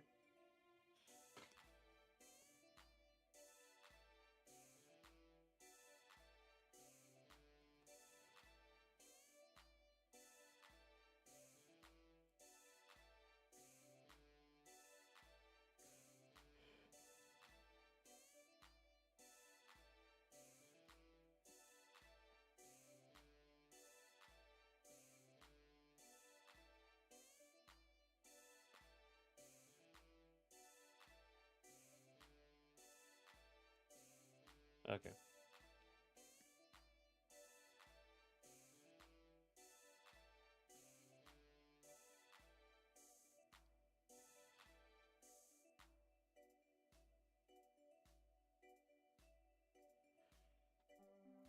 My first thought was was of Sagat's SF2 stage. Yo, the SF6 stage for Sagat, like that's amazing. That's the best one in that game.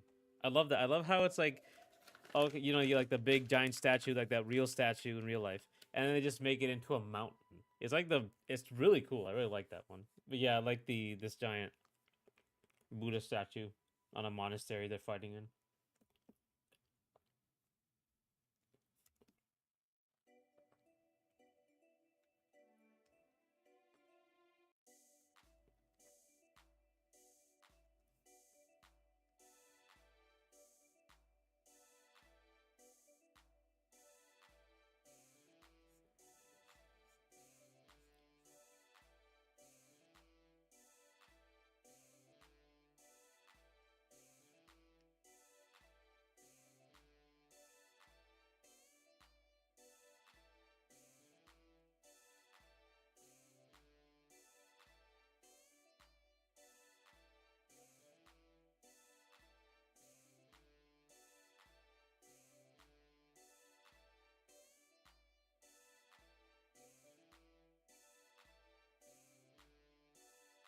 I didn't even realize that the SF6 stage was a recreation of the SF2 one with the background element. Sick. Yeah, I thought that's like for me like okay, so obviously this game is a lot of folklore and a lot of like like the platform fighter is like Street Fighter. It's because I love these like cultural like different cultures and traditional aesthetics and cultures like around the world. So I really like that kind of stuff. Big reason I like Street Fighter so much. It really plays with a lot of that stuff.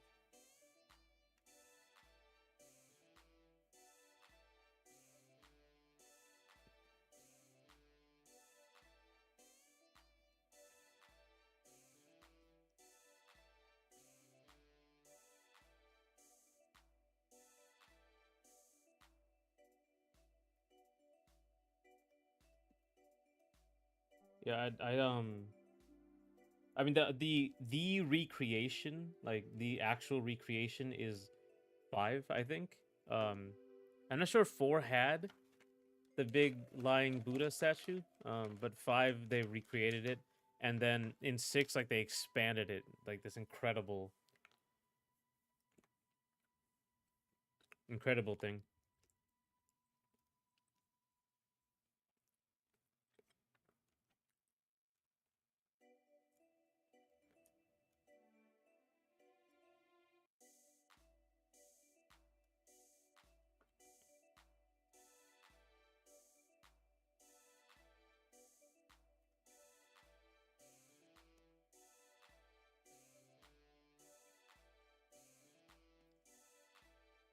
So I'm gonna make like a destroyed floor. The floor is gonna take the longest.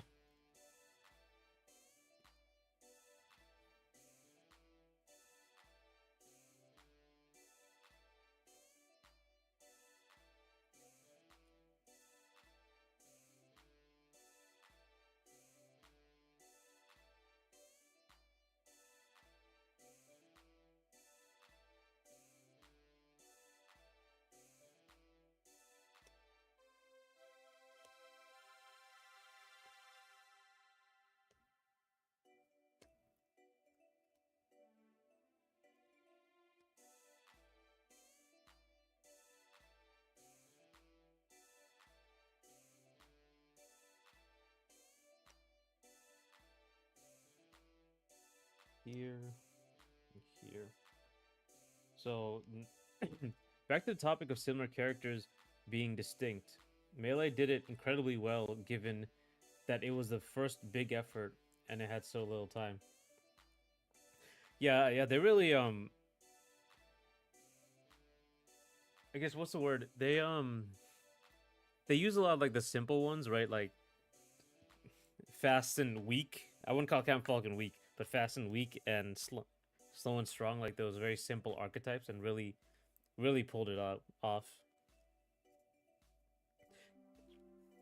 Some games also make one counterpart a charged character and the other a motion one. Yeah,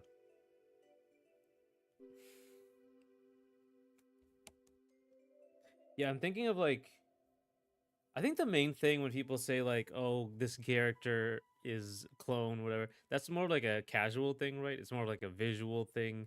Their moves look the same and stuff. Uh, and the characters look the same often, right? Marth and Lucina, Fox and Falco to some extent. Uh, it's not like so much like a if you're like competitive, you kind of immediately see how different they are. Um, but yeah,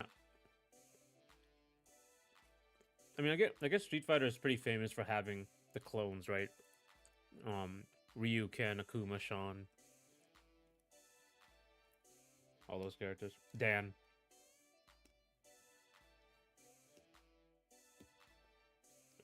I guess Sagat. Is Sagat considered a Shoto? Oh no. I guess he is a Shoto. But because he doesn't look like Ryu, Ken, all them, I think he's kind of way more distinct.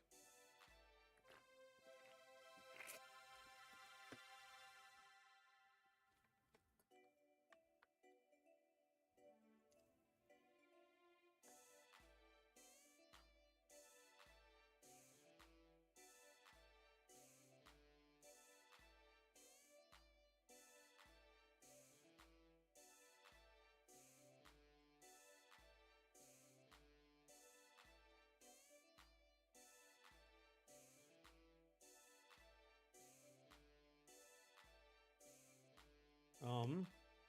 Okay, I think, and then this character.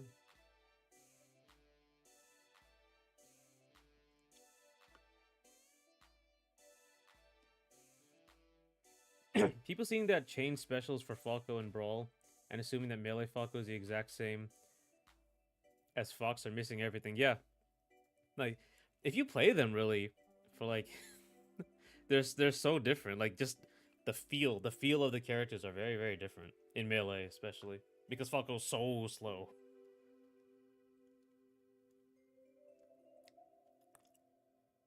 Yeah, but I think yeah, it's just kind of like you look at it, right? They look really similar. If you don't play it, yeah, they look the attacks are almost like identical in animation.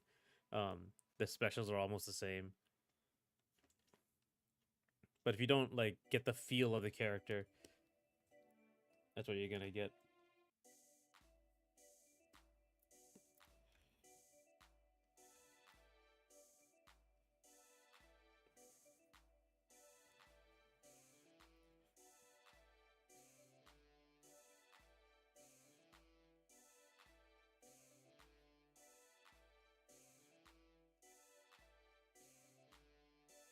Shoto seems pretty subjective. I'd include Sagat in Shoto category, but Terry depends on the game.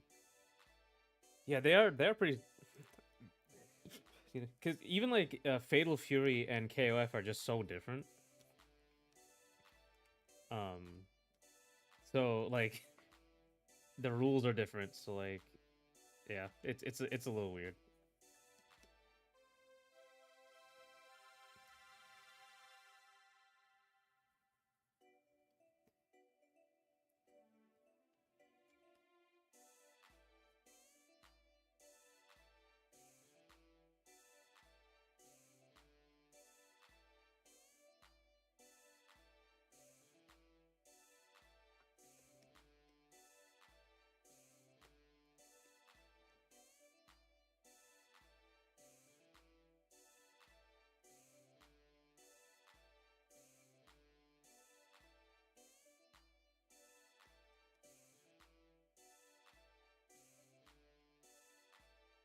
Um,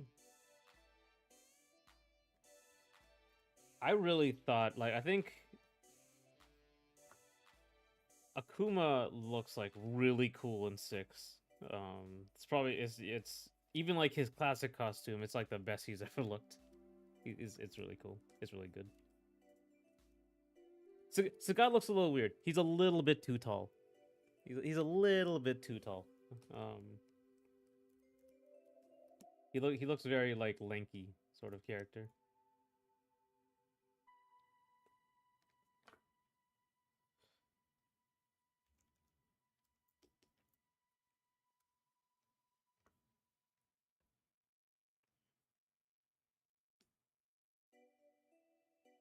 Oh, I can do like palette swaps too for these characters, just for like a concept.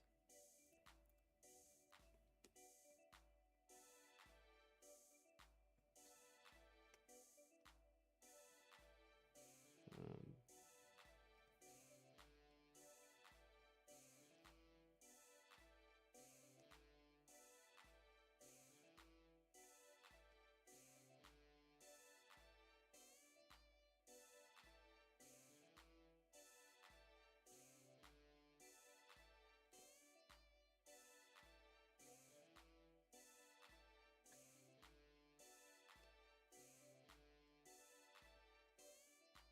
all right. Oh, that's a little too dark. Looks too much like the.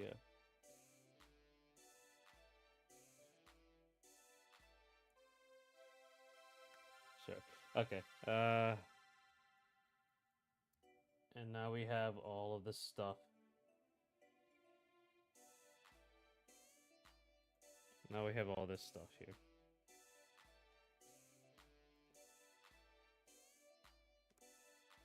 Now I can think about what else I'm gonna do with this. Uh, Beyond the game rules, I think that a Shoto needs a motion uppercut. Terry has it in KOF 15 and Garo, but not in KOF 02 or Mark of the Wolves. Yeah, he was a charge input character. I think for Shoto, for me, you need to be a zoner. At least for me, you need to be a zoner sort of character in terms of gameplay. So I think like Ken from like I would say 3 because you can't like zoning is a little weak in those games. 3 onwards, like he was a very different character.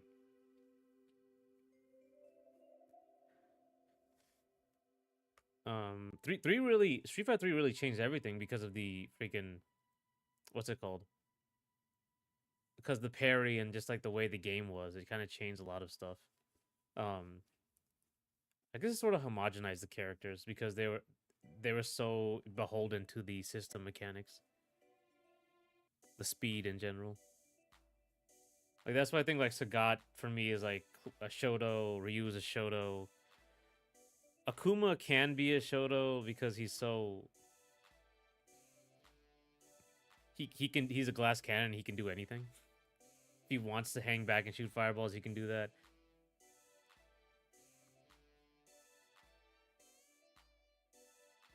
Sean, I don't know though.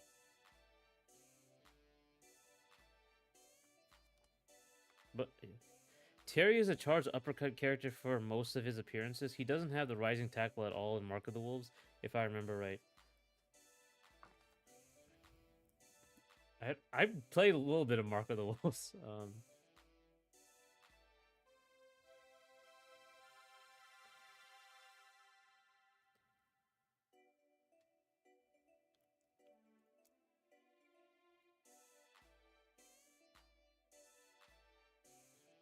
I can't remember though. I can't remember how that works.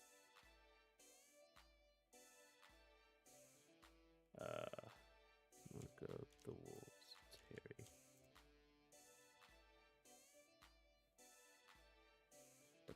Super combo wiki. Not no.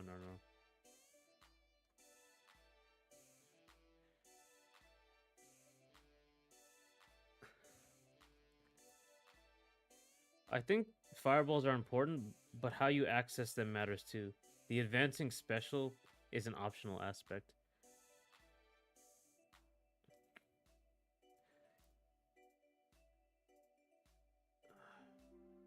Yeah, the Tatsumaki, yes, that sort of thing, yeah. Even though I think that's like, well, no, it's. I mean, Sean has that. Well, I guess also the Sakura, the Sean, that too. Um,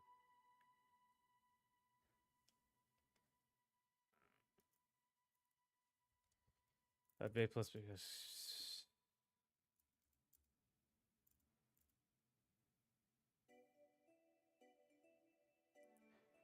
Power Wave, Burn Knuckle, Crack Shoot, Power Dunk. Power charge.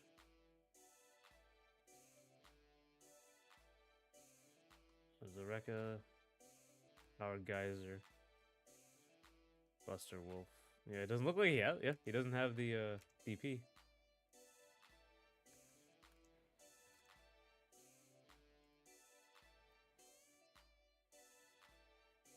Yeah, I guess like Guile isn't also isn't a Shoto definitely because he has to charge. It really changes his gameplay.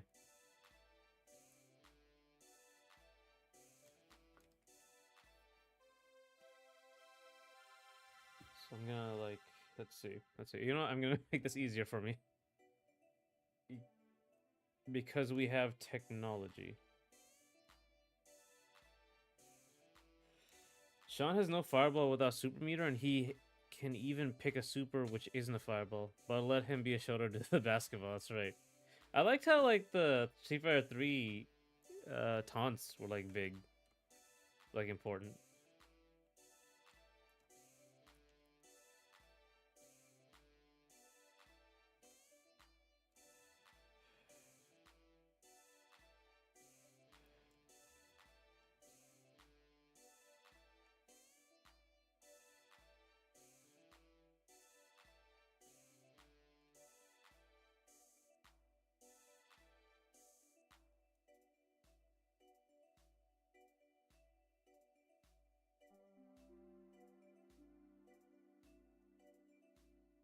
Power Dunk has a bit of DP overlap depending on the game. It is always a motion input as far as I know. Yeah, I think this Power Dunk was too. Yeah, because like he has a hitbox coming up, I believe.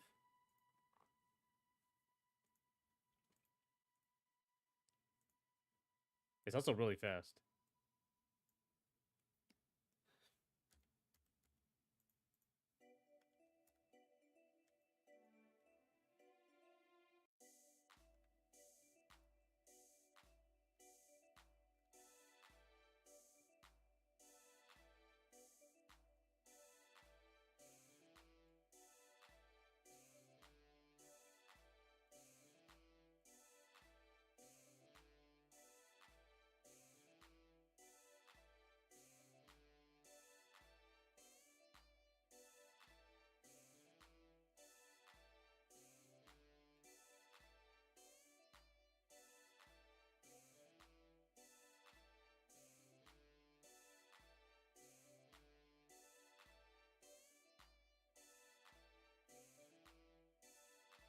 Hang on, let me remove all this.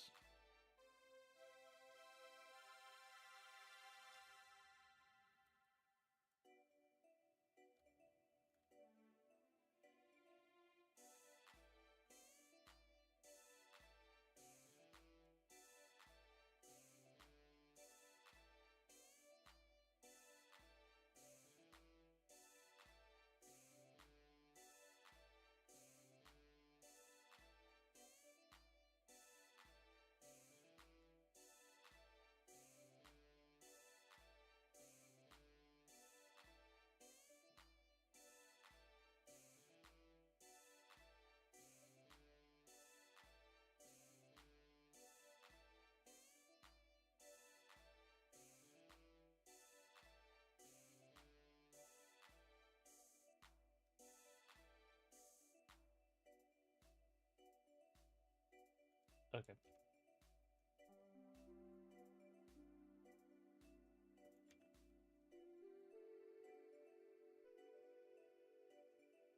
All right. Now I'm gonna skew it.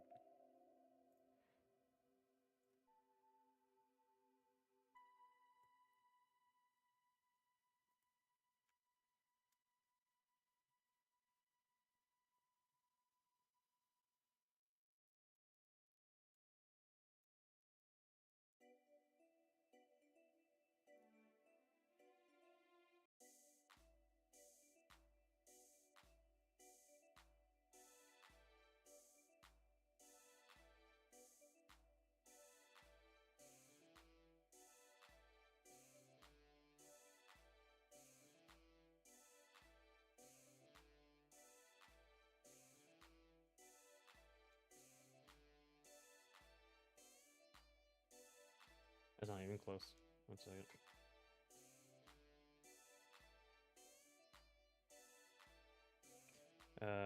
Sorry, one second. This actually requires it's kind of annoying.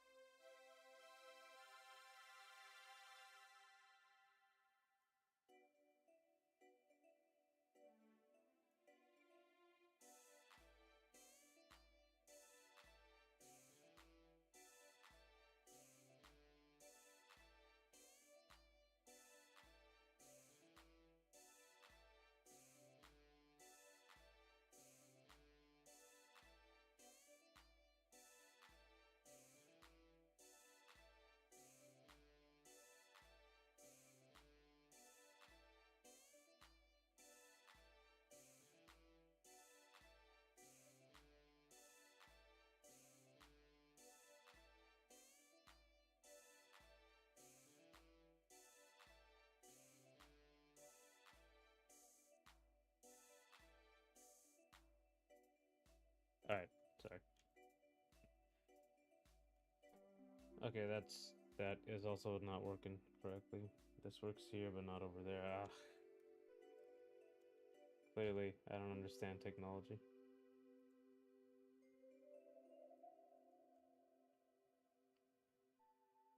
Ha. Oh, that was a weird, annoying tangent. Okay, so the floor is going to be really important here because that's like going to take up most of the space. And the idea is like it's all kind of broken up right now. And like old and stuff and busted.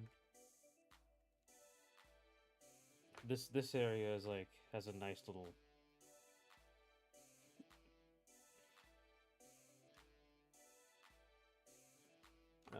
has like a nice little location. Like you want to add a bunch of stuff, like a bunch of texture detail into the floor so you can actually so it can be actually interesting.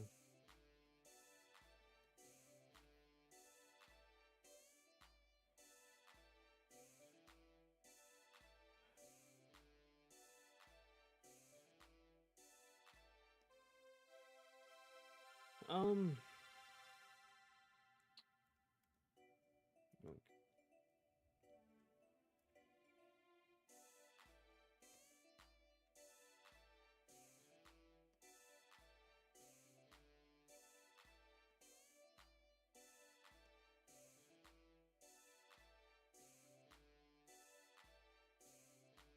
Alright, this is gonna be a bunch of perspective stuff and much more difficult stuff now.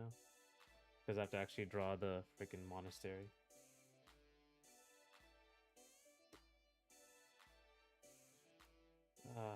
Okay. So let me see. What can I do here?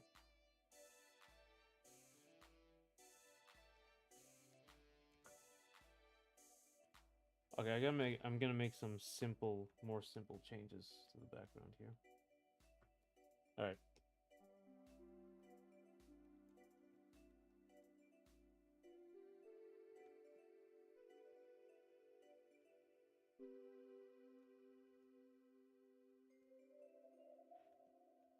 So let's add some fog. Fog is gonna be your best friend for like atmosphere and emotion and feeling. Like even here immediately you get it. Speaking of tech, I think a good shot would be talk about the technology used to make your games, hardware and software.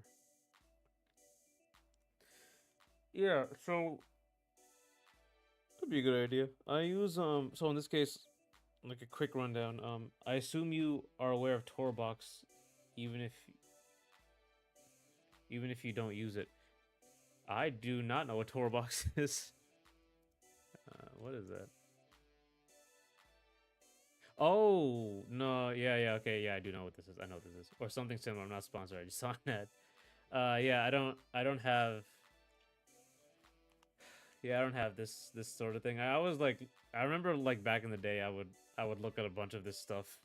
Um, I would see it in college. Like they would have a bunch of this kind of thing. They have a sort of this. Wacom gives you this for, sorry, this for a remote for the Cintiq, but I don't use it often. Um, I have a really silly setup. I should actually I should actually make a video on this setup because it's really annoying. It's like it's yeah, it's ah my desk is pretty weird. I think it's a little it's interesting enough now for a video. I think a battle station video. But the basically the software I'm using is Photoshop and all that. Photoshop, Godot, Bridge, OBS, DaVinci. That's the DaVinci is like a miracle for editing, I gotta say.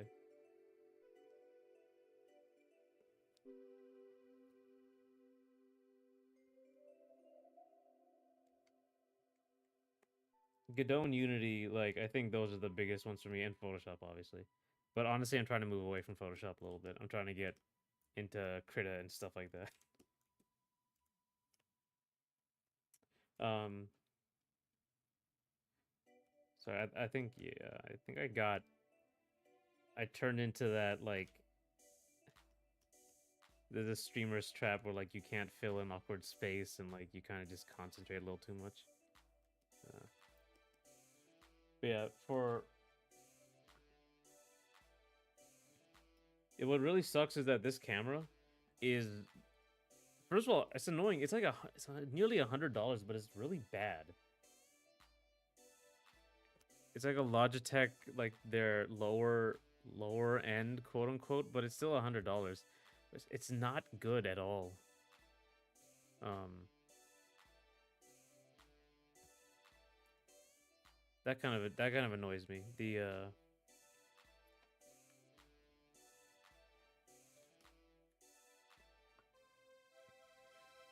Oh, actually, I am making a video about this. Probably the next video is gonna be about this. So, I have this computer I made for I got for as someone with a strange battle station of his own. I relate to having a weird desk setup. Yeah, I also have a weird desk. I have two of the same desk, and I just had them in L shape. It's weird. But yeah, I had this laptop is like laggy as hell, and I'm gonna pull up Godot and show you what exactly happened. Um,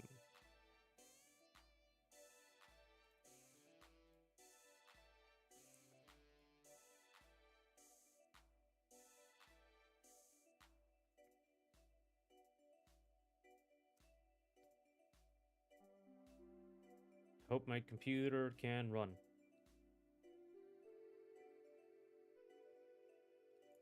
Do you have a Piranha Plant webcam? No, that would actually probably be an upgrade. I have, I have the this Logitech HD 1080p webcam. It's $100. It's just so low quality.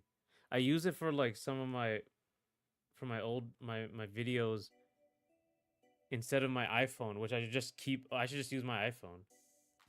Um, it's not good. I'm probably gonna get a new one. But it's easily like the most expensive, least useful thing I have. It's well, that'd be an interesting, angle, right? For a battle station video. I could like tier list everything I have on my on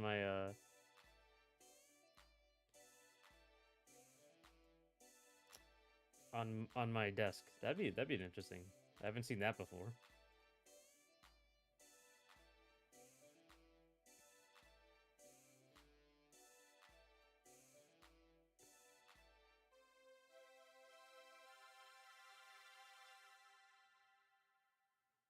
All right, so I'm gonna show you something that happens, and then we'll call it there. Uh,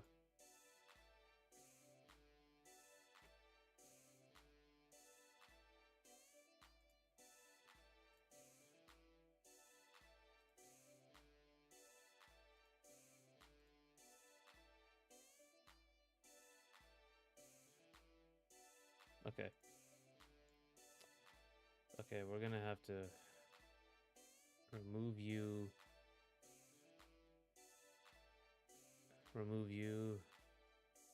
L shape. You give me a new desk inspiration. Yeah, um,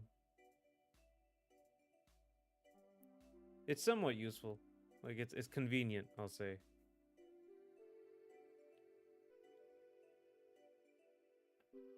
This is slow down. Hmm.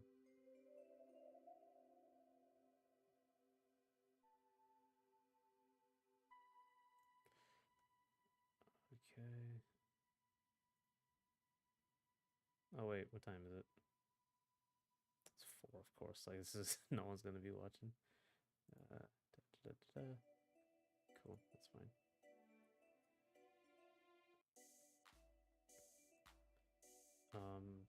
Okay, so we're here. I just gotta make sure I have enough RAM for what I'm about to do. Uh, this as well. We'll see.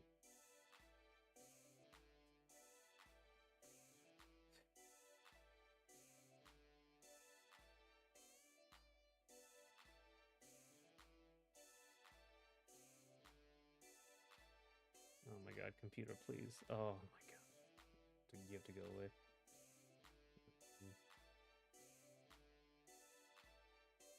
Everything's lagging now.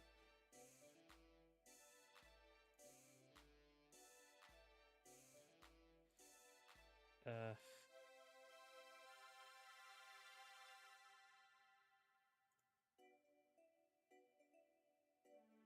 Alright, let's transition. Studio mode. Um, mm, all right. All right. So let me see. Can you see this? All right. Good. So oh god. Oh my god. It's okay. So this is a new stage I'm working on. I'm working on like right is the screenshot, and if you look on the top left, it's 60 frames per second, and that's if it doesn't have to render this entire stage. But if I like walk out here, 32, 33, like it cannot handle a 26. It cannot handle rendering this stage. And this is on the big computer, but it's just this stage. The problem is that the laptop I showed you, it can't render the other one. It can't render anything that's like this entire stage. It runs like this on the other stage, on the orange rooftops stage. And you can see like this is what happens at 33 frames per second. It like doubles all the speeds. So this is your like short jump is so floaty, your full jump is so high. And I think if I double jump, yeah, you can kill yourself. You can just kill yourself off the top. Yeah. Because it's but if I do it here, it's fine. We're back to 60.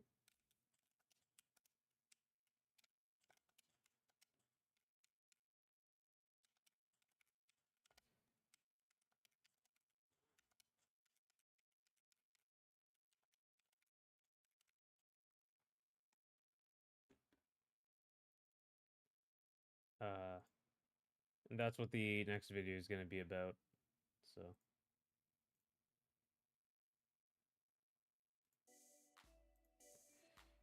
we're gonna get rid of you. I'm gonna get rid of you. Okay.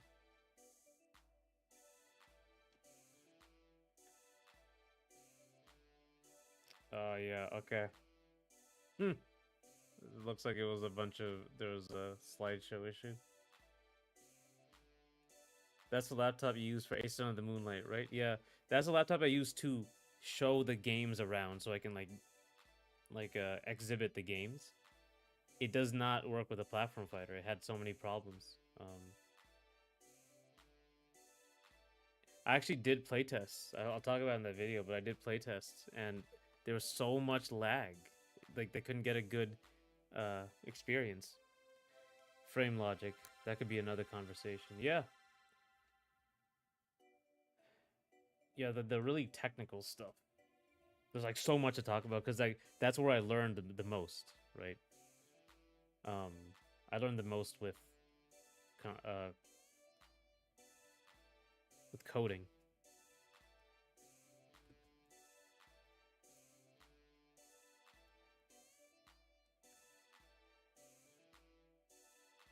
Do the statue over here.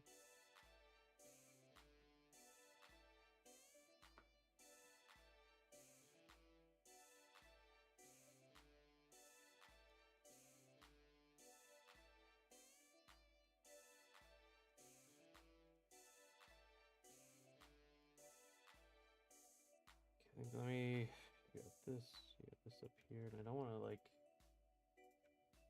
We're also like it's art direction, so I don't want to like.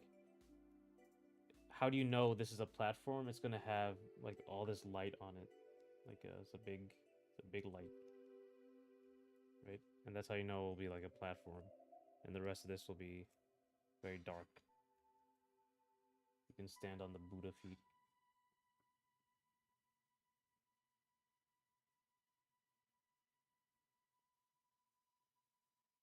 Should be colder.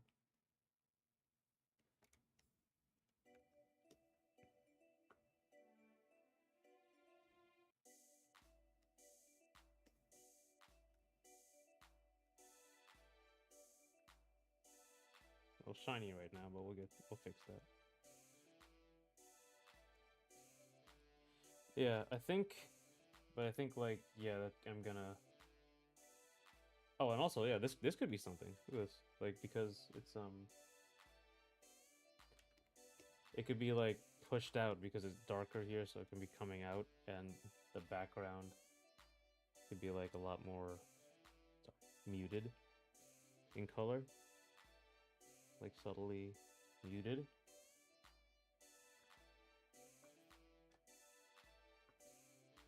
It could give it like a more. This is the platform. You can step on this. That's probably a good one.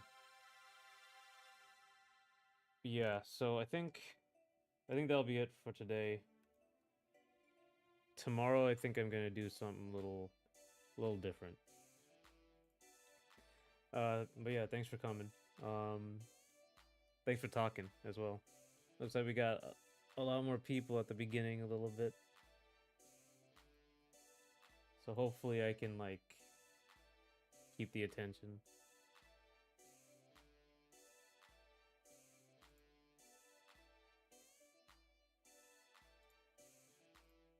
Thanks for helping me out in the beginning too. Okay, so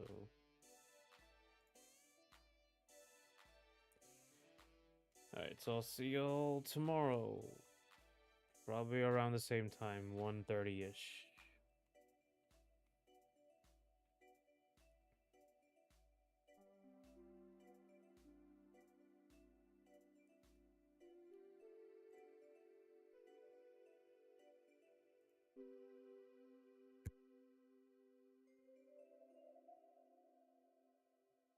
Yep, I'll see you last Gogeta.